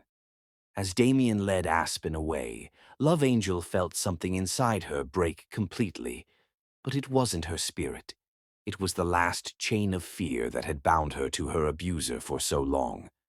Standing in that courthouse hallway with Red beside her and her future hanging in the balance, Love Angel finally understood what her grandmother had meant about angels. Sometimes you had to fall before you could learn to fly. And tomorrow, she was going to soar. Chapter 8. Love Conquers All. The night before the final hearing was the longest of Love Angel's life. She stood at her bedroom window, watching the lake reflect the moonlight like scattered diamonds, knowing that in a few hours, a judge would decide whether she would spend the rest of her life fighting for scraps of time with her son, or if she would somehow, miraculously, get the chance to be his mother again. Her suitcases sat packed by the door, not because she was planning to leave win or lose, but because she had finally made peace with the possibility that loving someone might mean letting them go. If Red's reputation or Paul's happiness was threatened by her presence, she would disappear before she'd let them suffer for her mistakes. A soft knock interrupted her thoughts. "Come in," she called softly. Paul appeared in the doorway, his pajamas rumpled and his hair sticking up in all directions. He was clutching his favorite stuffed dinosaur, the one Reed had bought him after Isabella's death to help with nightmares. "I can't sleep," he said simply. Love Angel opened her arms and he ran to her, climbing into her lap as she settled into the window seat. For several minutes they simply held each other, watching the moonlight dance on the water. "Miss Love Angel," Paul said finally, his voice muffled against her shoulder. "Are you going to leave us?" The question broke her heart because it came from a child who had already lost too much, who understood abandonment in ways no 7-year-old should. "Oh, sweetheart," she whispered, smoothing his hair. "I don't want to leave you. Not ever." "But you might have to." Love Angel thought about lying, about offering false reassurances that would make him feel better in the moment. But Paul deserved the truth, or as much of it as his young heart could handle. "Sometimes," she said carefully, "grown-ups have to make really hard choices about what's best for the people they love. Your daddy and I both love you more than anything in the world, and sometimes love means doing things that hurt if it means protecting someone you care about." Paul pulled back to look at her with those perceptive blue eyes that were so much like Reed's. "Do you love my daddy?" The question hung in the air like a challenge, like a test of honesty that would determine everything that came after. Love Angel thought about all the careful lies she'd told in court, all the ways she'd hidden her heart to protect her case. "Yes," she whispered, "I love your daddy very much." "And he loves you too," Paul said with the certainty of childhood. "I can tell because he looks at you the same way he used to look at Mommy, and because he's been sad again since you stopped smiling at each other." "It's complicated, baby." "No, it's not," Paul interrupted with startling firmness. "Love isn't complicated. Grown-ups just make it complicated because they're scared." Out of the mouths of babes came wisdom that Love Angel had been too afraid to acknowledge. "You're right," she said. "We are scared." Of what? Of getting hurt, of losing people we care about, of not being good enough. Paul considered this with the gravity of someone twice his age. But Miss Love Angel, if you never try because you're scared, then you lose them anyway, right? At least, if you try, you might get to keep them. Love Angel felt tears streaming down her cheeks as this beautiful, wise child offered her the courage she'd been searching for. "When did you get so smart?" "Daddy says I get it from Mommy," Paul said matter-of-factly. She used to tell him that love was like planting a garden. You can't be afraid of storms because that's how flowers grow. The next morning dawned gray and drizzly, Seattle's signature weather providing a fitting backdrop for what could be Love Angel's last day as a real mother to Aspen. She dressed with meticulous care in the same navy suit, armor for a battle she still might lose despite her newfound resolve. Red was waiting in the kitchen when she came downstairs, 2 cups of coffee steaming on the counter. He looked like he hadn't slept either, his usually perfect hair mussed and exhaustion etched in the lines around his eyes. "I wanted to talk to you before we left," he said without preamble. Love Angel accepted the coffee gratefully, wrapping her hands around the warm mug. "Read about yesterday, about everything I said in court." "I know why you said it," he interrupted. "And I understand. You're protecting Aspen, and you're right to do that. But I'm tired of lying," Love Angel said, the words rushing out before she could stop them. "I'm tired of pretending that what we have isn't real, isn't worth fighting for. Paul reminded me last night that you can't grow flowers without storms." Red's eyes searched her face, hope flickering in their depths. "What are you saying?" "I'm saying that I love you, that I've been in love with you since that night you found me in the rain, probably before I was brave enough to admit it to myself. And I'm saying that if we lose today, if the worst happens, I want you to know that loving you, even for this short time, has been the most beautiful thing that's ever happened to me." Red set down his coffee cup and crossed to her in 2 quick strides, cupping her face in his hands. "Love Angel, I'm not finished," she said, placing her hands over his. "I'm also saying that I trust you. Whatever happens in that courtroom today, whatever the judge decides, I trust you to help me figure out what comes next. Together." "Together," Reed repeated, and then he was kissing her, desperate and passionate and full of promises that neither of them could guarantee they'd be able to keep. They were interrupted by Mrs. Valencia, clearing her throat pointedly from the doorway. "Mr. Reed, Miss Love Angel, there's someone here to see you." Jake Morrison, the private investigator Rebecca had hired, stood in the foyer with a thick manila envelope and an expression of grim satisfaction. "I think you're going to want to see this before court," he said. An hour later, Love Angel sat in the courthouse bathroom, staring at herself in the fluorescent-lit mirror and trying to process everything Jake had discovered. Financial records showing that Damien's job opportunity in New York was actually a business venture financed by Serena, who was using her family's money to help him relocate, specifically to keep Aspen away from Love Angel. Phone records revealing conversations between Damien and the private investigator he'd hired, including instructions to get pictures that would make the mother look unfit, whatever it takes.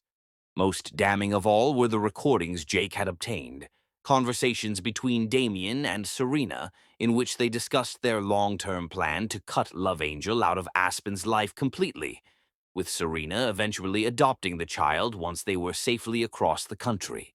"He's been planning this for months," Rebecca explained as they reviewed the evidence one final time. "The job offer, the move, even the relationship with Serena. It's all been orchestrated to take Aspen away from you permanently." The courtroom was packed when they returned, word having somehow spread that this custody case involved more than just a simple relocation request. Love Angel spotted several familiar faces in the gallery: Mrs. Valencia, Vincent, and Camilla Sterling, even some of the nurses from her old hospital who had somehow learned about the hearing and come to show support. Judge Hoffman entered with the same grave demeanor as the day before, but Love Angel thought she detected something different in the older woman's expression, a sharpness that suggested she didn't appreciate being manipulated. Rebecca stood to address the court, her voice carrying the confidence of someone holding all the winning cards. Your Honor, new evidence has come to light that we believe is crucial to this case. For the next hour, Rebecca systematically dismantled Damien's carefully constructed narrative. She presented the financial records showing the fraudulent nature of his job offer, played excerpts from the recorded conversations, and demonstrated how every aspect of his relocation request was designed to permanently separate a child from his mother. Damien's attorney tried to object, tried to claim the evidence was illegally obtained, but Jake Morrison had been meticulous in his investigation, ensuring that everything was gathered through legitimate means. When Damien was called to the stand for further questioning, Love Angel watched the man who had terrorized her for years slowly lose his composure under Rebecca's methodical questioning. At first, he maintained his calm demeanor, but as each lie was exposed with documentation, his responses became more defensive. Mr. Voss, did you or did you not tell Miss Blackthorne that you intended to cut Angel out of Aspen's life permanently once we're safely in New York? That's taken out of context. It's a simple yes or no question, Mr. Voss. Damien's mask began to slip. Fine, yes, but you don't understand the situation. Mr. Voss, Rebecca continued relentlessly, is it true that the job opportunity in New York is actually a business venture financed entirely by Ms. Blackthorne's family money? That's not relevant to Aspen's welfare. Please answer the question. By the time Rebecca had finished her cross-examination, Damien was visibly agitated, his careful facade cracking under the weight of documented evidence. When Rebecca presented the final recording, his voice clearly stating his intention to make Love Angel disappear from Aspen's life forever, Damien's control finally snapped. She's unfit, he finally exploded when Rebecca pressed him about his true motivations. She's always been unfit. She can't take care of herself, let alone a child. She needs a man to survive, and now she's latched onto this rich guy just like she latched onto me. Mr. Voss, Judge Hoffman said sharply, you will control yourself in my courtroom. But Damien was past caring about courtroom decorum. You want to know the truth? Fine. Yes, I've been planning to take Aspen away from her permanently. Yes, I've been using every resource at my disposal to make sure she never gets him back. Because she doesn't deserve him. She's weak, she's pathetic, and my son deserves better than to be raised by someone who... That's enough, Judge Hoffman said, her voice cutting through Damien's tirade like a blade. Mr. Voss, you will sit down and remain silent, or I will have you removed from this courtroom. In the stunned silence that followed, Love Angel felt something shift in the atmosphere. Damien had just shown the court exactly who he really was, not the concerned father he'd pretended to be, but an abusive man determined to maintain control at any cost. When Judge Hoffman called a recess to review the new evidence, Love Angel found herself in the hallway face to face with Aspen for the first time since the previous day. Serena had apparently decided that distance was no longer necessary, perhaps sensing that their carefully laid plans were falling apart. Mama, Aspen said, breaking away from Serena's grip and running to Love Angel's arms. She knelt down and gathered him close, breathing in the familiar scent of his hair, feeling his small arms wrap around her neck with desperate strength. Oh, baby, she whispered, I've missed you so much. I missed you too, Mama. Are you going to take me home now? Love Angel's throat tightened with emotion. I hope so, sweetheart. I hope so. When court reconvened, Judge Hoffman's expression was grave but determined. I have reviewed all evidence presented in this case, and I have some things to say about what I've observed. Mr. Voss, your behavior in this courtroom today, combined with the evidence of deception and manipulation presented by Ms. Sinclair's counsel, has shown me a man more concerned with control than with his child's welfare. The court finds that your request for relocation is not in Aspen's best interests and is therefore denied. Love Angel felt her heart stop, afraid to hope too much too soon. Furthermore, Judge Hoffman continued, given the evidence of your systematic attempts to alienate the child from his mother, I am modifying the existing custody arrangement. Miss Sinclair, effective immediately, you are awarded primary physical custody of your son, with Mr. Voss receiving supervised visitation every other weekend. The courtroom erupted in chaos. Damien was on his feet, shouting about appeals and injustice. Serena looked stunned, as if she couldn't believe their perfect plan had collapsed so completely. And Aspen, sweet Aspen, was looking between his parents with the confused hope of a child who just wanted his family to be whole again.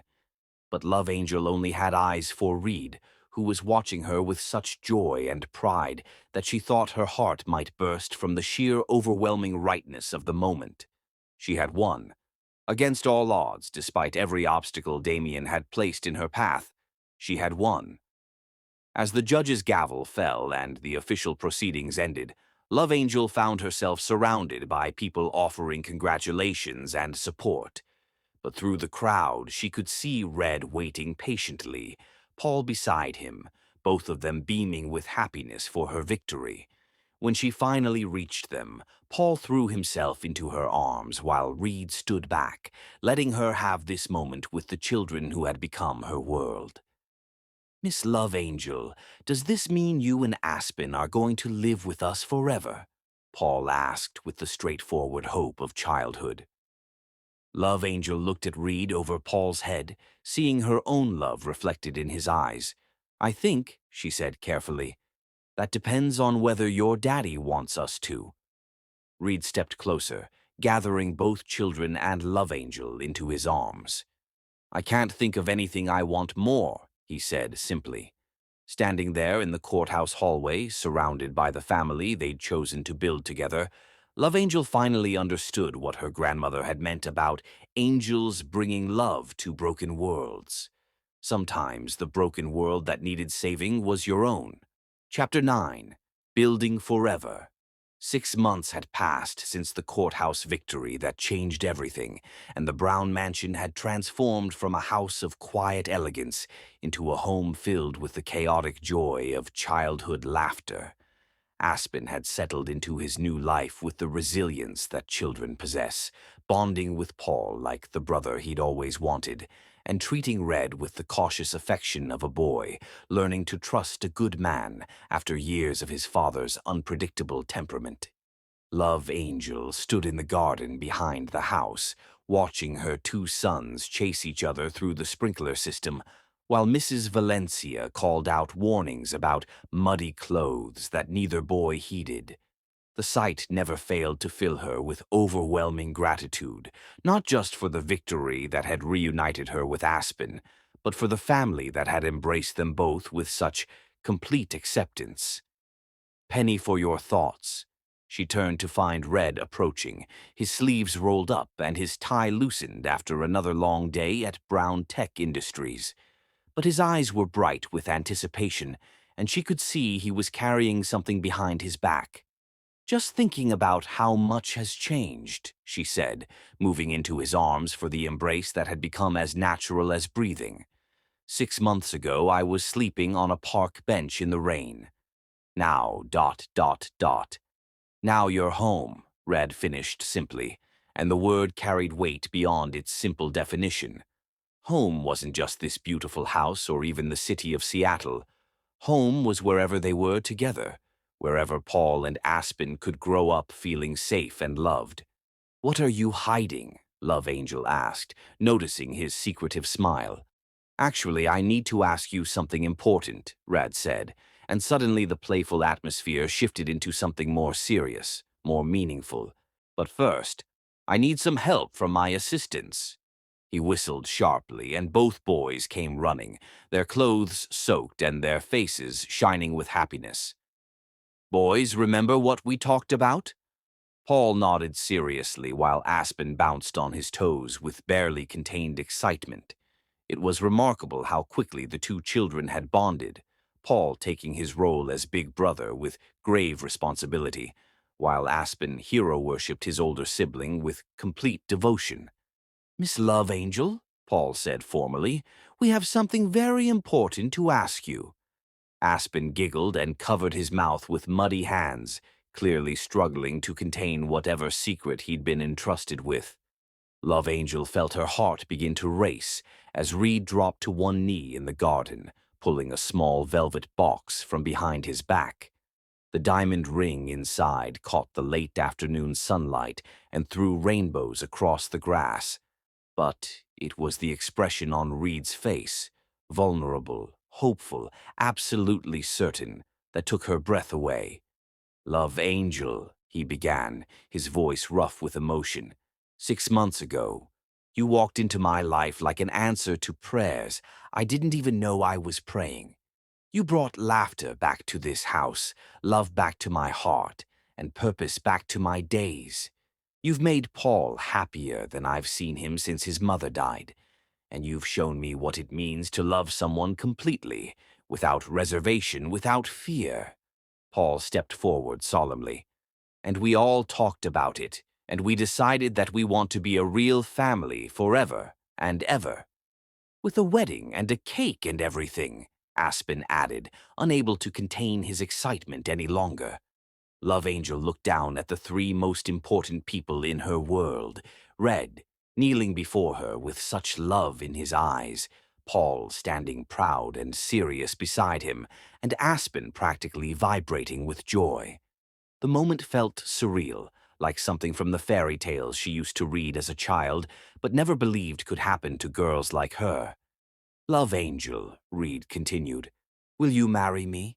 Will you let us make this official, make us a family in every way that matters? Will you trust me with your heart, your future, your dreams?" The yes was on her lips before he'd finished speaking, but the words seemed caught in her throat by the sheer overwhelming emotion of the moment. Instead, she dropped to her knees in front of him, framing his face with her hands as tears streamed down her cheeks. "Yes," she whispered, then louder. "Yes, yes, of course, yes." The ring slipped onto her finger as if it had been made specifically for her hand, which, Reed told her later, it had been. He'd worked with the jeweler for weeks to create something unique. A platinum band with a center diamond surrounded by smaller stones in the shape of angel wings, honoring both her name and the way she'd appeared in his life. Paul and Aspen cheered and threw themselves into the group hug that followed, and Mrs. Valencia appeared from seemingly nowhere with a bottle of champagne and glasses, tears streaming down her own cheeks as she witnessed the family she'd helped nurture finally become complete. The wedding planning began immediately, though not in the elaborate way that Love Angel had once dreamed about as a young girl. This time she wanted something intimate and meaningful, a celebration of the love they'd found rather than a display of wealth or status. Red, however, had different ideas. "Love Angel," he said one evening as they sat reviewing potential venues, "I know you want something small and private, and if that's what would make you happiest, then that's what we'll do. But I want you to know that you deserve to be celebrated. You deserve a wedding that shows the world how extraordinary you are, how grateful I am to have found you."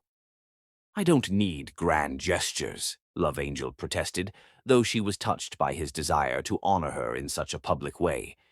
"I know you don't need them," Reed said, taking her hands across the table, "but I need to give them to you. For too long, you were with someone who made you feel small, who convinced you that you didn't deserve beautiful things. I want to spend the rest of my life proving him wrong." In the end, they compromised. The ceremony would be held in the garden of the mansion, overlooking the lake that had become such a special place for them.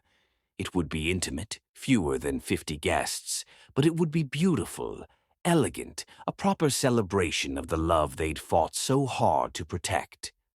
Love Angel chose a dress that made her feel like the Princess Paul had always insisted she was, flowing ivory silk with delicate lace sleeves and a train that would photograph beautifully against the garden's natural backdrop.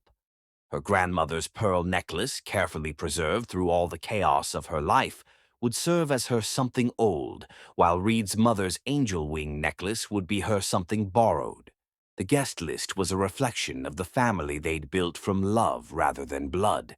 Mrs. Valencia would walk Love Angel down the aisle, having become more of a mother to her than her own biological family had ever been. Vincent and Camilla Sterling would serve as witnesses, their own marriage a testament to the kind of partnership Love Angel and Reed hoped to build. Rebecca Chen would be there, having become not just an attorney but a friend. Even some of the nurses from Love Angel's old hospital had been invited, women who remembered her kindness and skill and wanted to celebrate her happiness. Paul and Aspen would serve as ring-bearers, a role they took so seriously that they practiced walking slowly and solemnly for weeks, though Love Angel suspected they would still run down the aisle when the actual moment came. The night before the wedding, Love Angel lay in her bed, soon to be their bed, listening to the quiet sounds of the house settling around her. Tomorrow she would officially become Mrs. Reed Brown, would legally claim the family that had already claimed her heart. But more than that, she would be making a promise to trust in love, to believe in forever, to choose hope over fear every single day for the rest of her life. A soft knock interrupted her thoughts. "Come in," she called softly. Both boys appeared in the doorway, Paul holding Aspen's hand with the protective instinct that had developed between them. "We can't sleep," Paul announced. "We're too excited about tomorrow." "And we wanted to tell you something," Aspen added, climbing onto the bed without invitation, while Paul followed more sedately.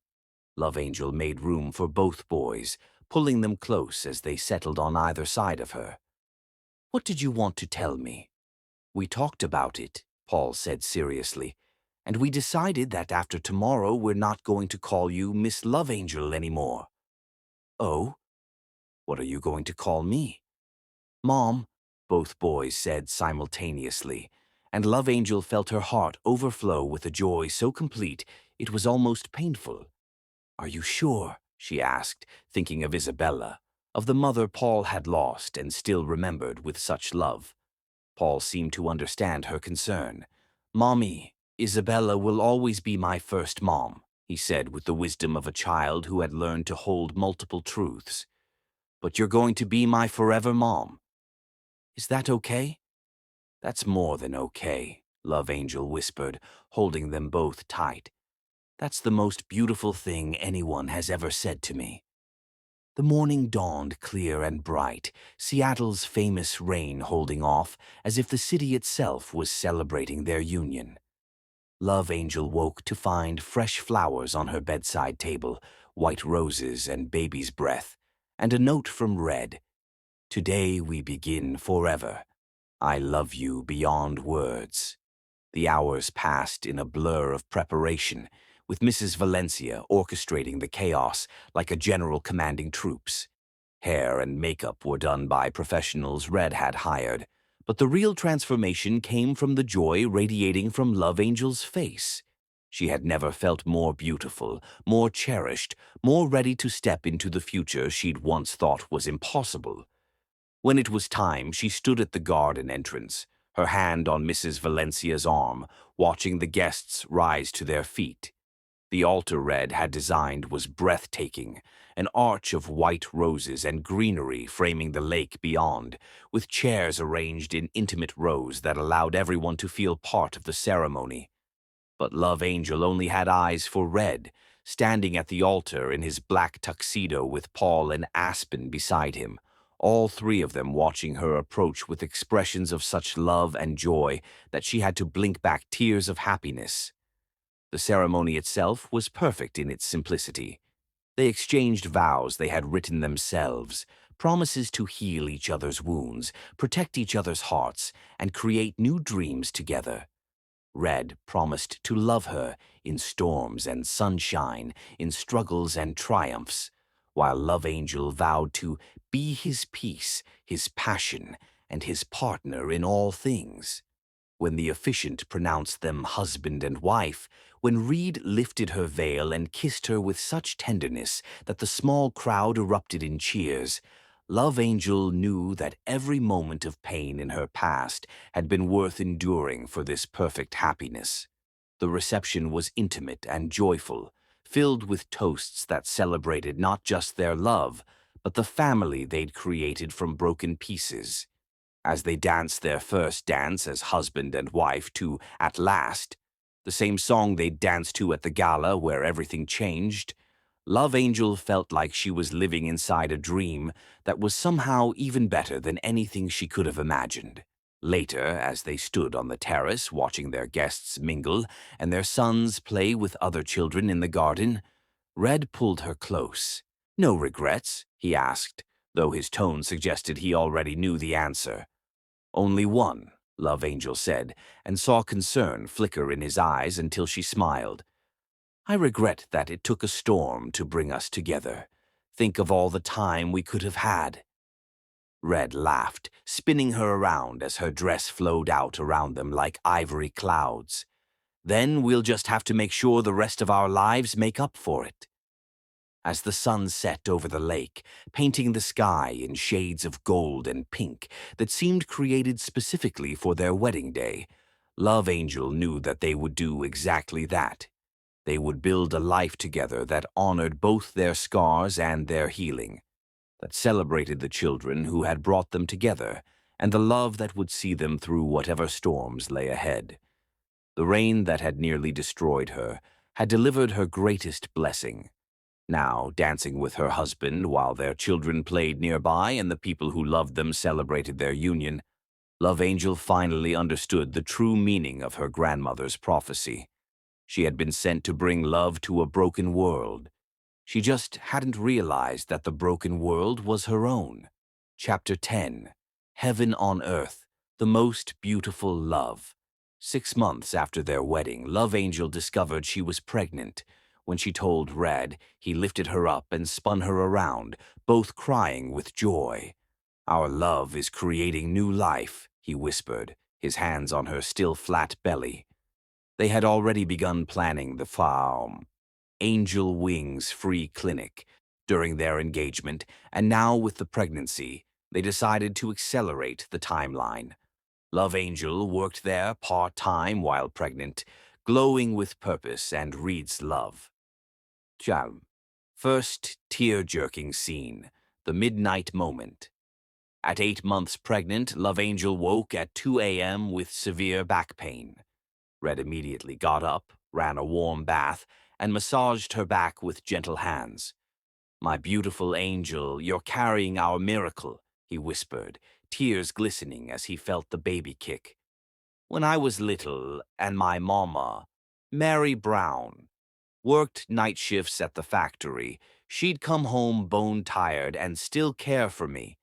She died before seeing me succeed, but if she could see me now, caring for the woman I love and our unborn child, she'd know her sacrifices meant everything."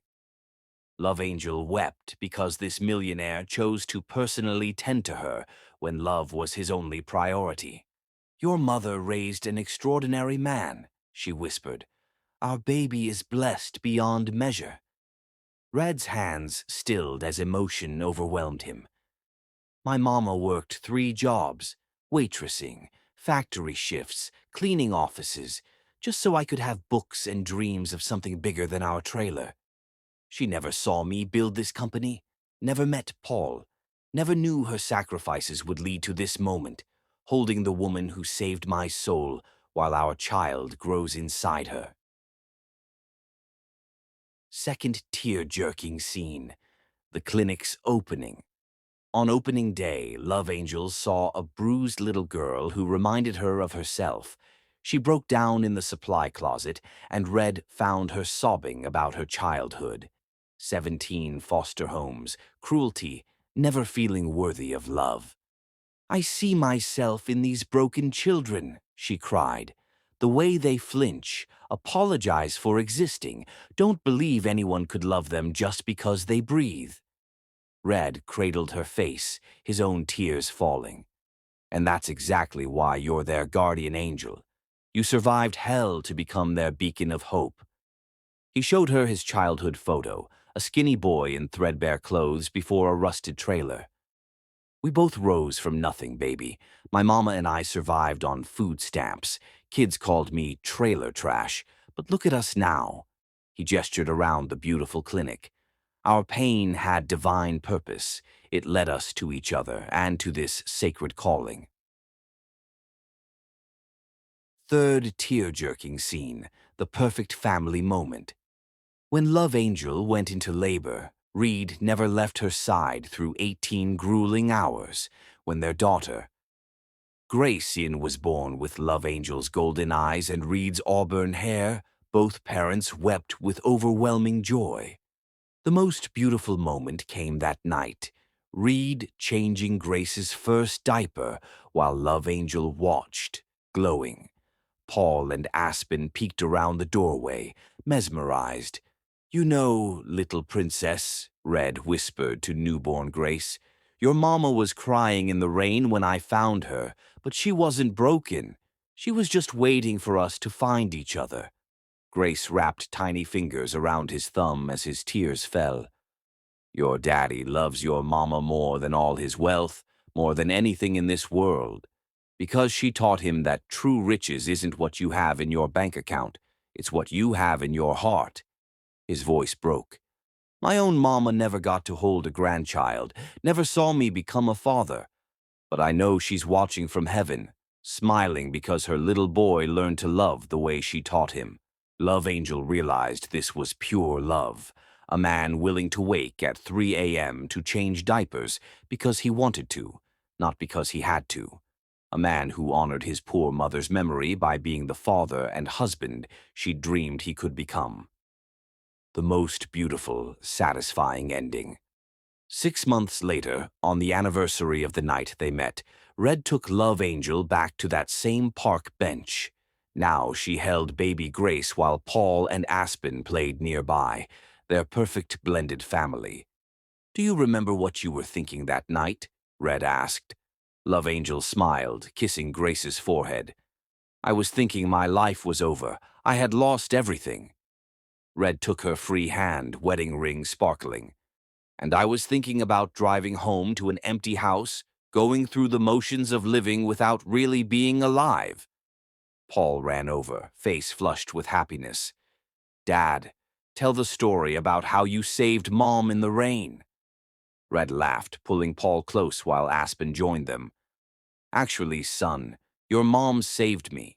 She taught me that being rich doesn't mean anything without love. She turned a lonely millionaire into the luckiest man alive." Love Angel looked at her family. This incredible man who came from poverty but never lost his heart. These beautiful children who called her mom. This baby girl who represented their eternal love. "I used to think I was unworthy of happiness," she said. "I thought broken people like me didn't get fairy tale endings, but you all showed me that sometimes God breaks us just so he can put us back together in the most beautiful way possible." Grace gurgled happily, reaching tiny fingers toward the streetlight as if trying to catch rain-scattered light. Red stood, lifting Paul and Aspen so they could all fit in one giant family embrace. "You know what, boys?" Red said, his voice full of wonder. "This is where miracles happen. Right here, on this ordinary park bench, in the middle of an ordinary storm, your mom and I found extraordinary love. Come on, family, let's go home." As they walked away from that bench where their love story began, Love Angel took one last look back. The rain that almost destroyed her had actually delivered her greatest blessing. The storm that felt like an ending had really been a beginning. Now, walking hand in hand with Reed while their children ran ahead, and Grace slept peacefully in her arms, she knew she was living proof that love really could conquer everything. Sometimes you had to lose everything to find what mattered most. They entered their warm, love-filled home where Mrs. Valencia had dinner waiting, where every room echoed with laughter, and where two broken souls had found each other and created something beautiful, perfect, and eternal. Outside, it started to rain again, gentle drops that sparkled like blessings in the porch light. But inside there was only warmth, laughter, and the kind of love that makes angels weep with joy. Love Angel was finally, truly home.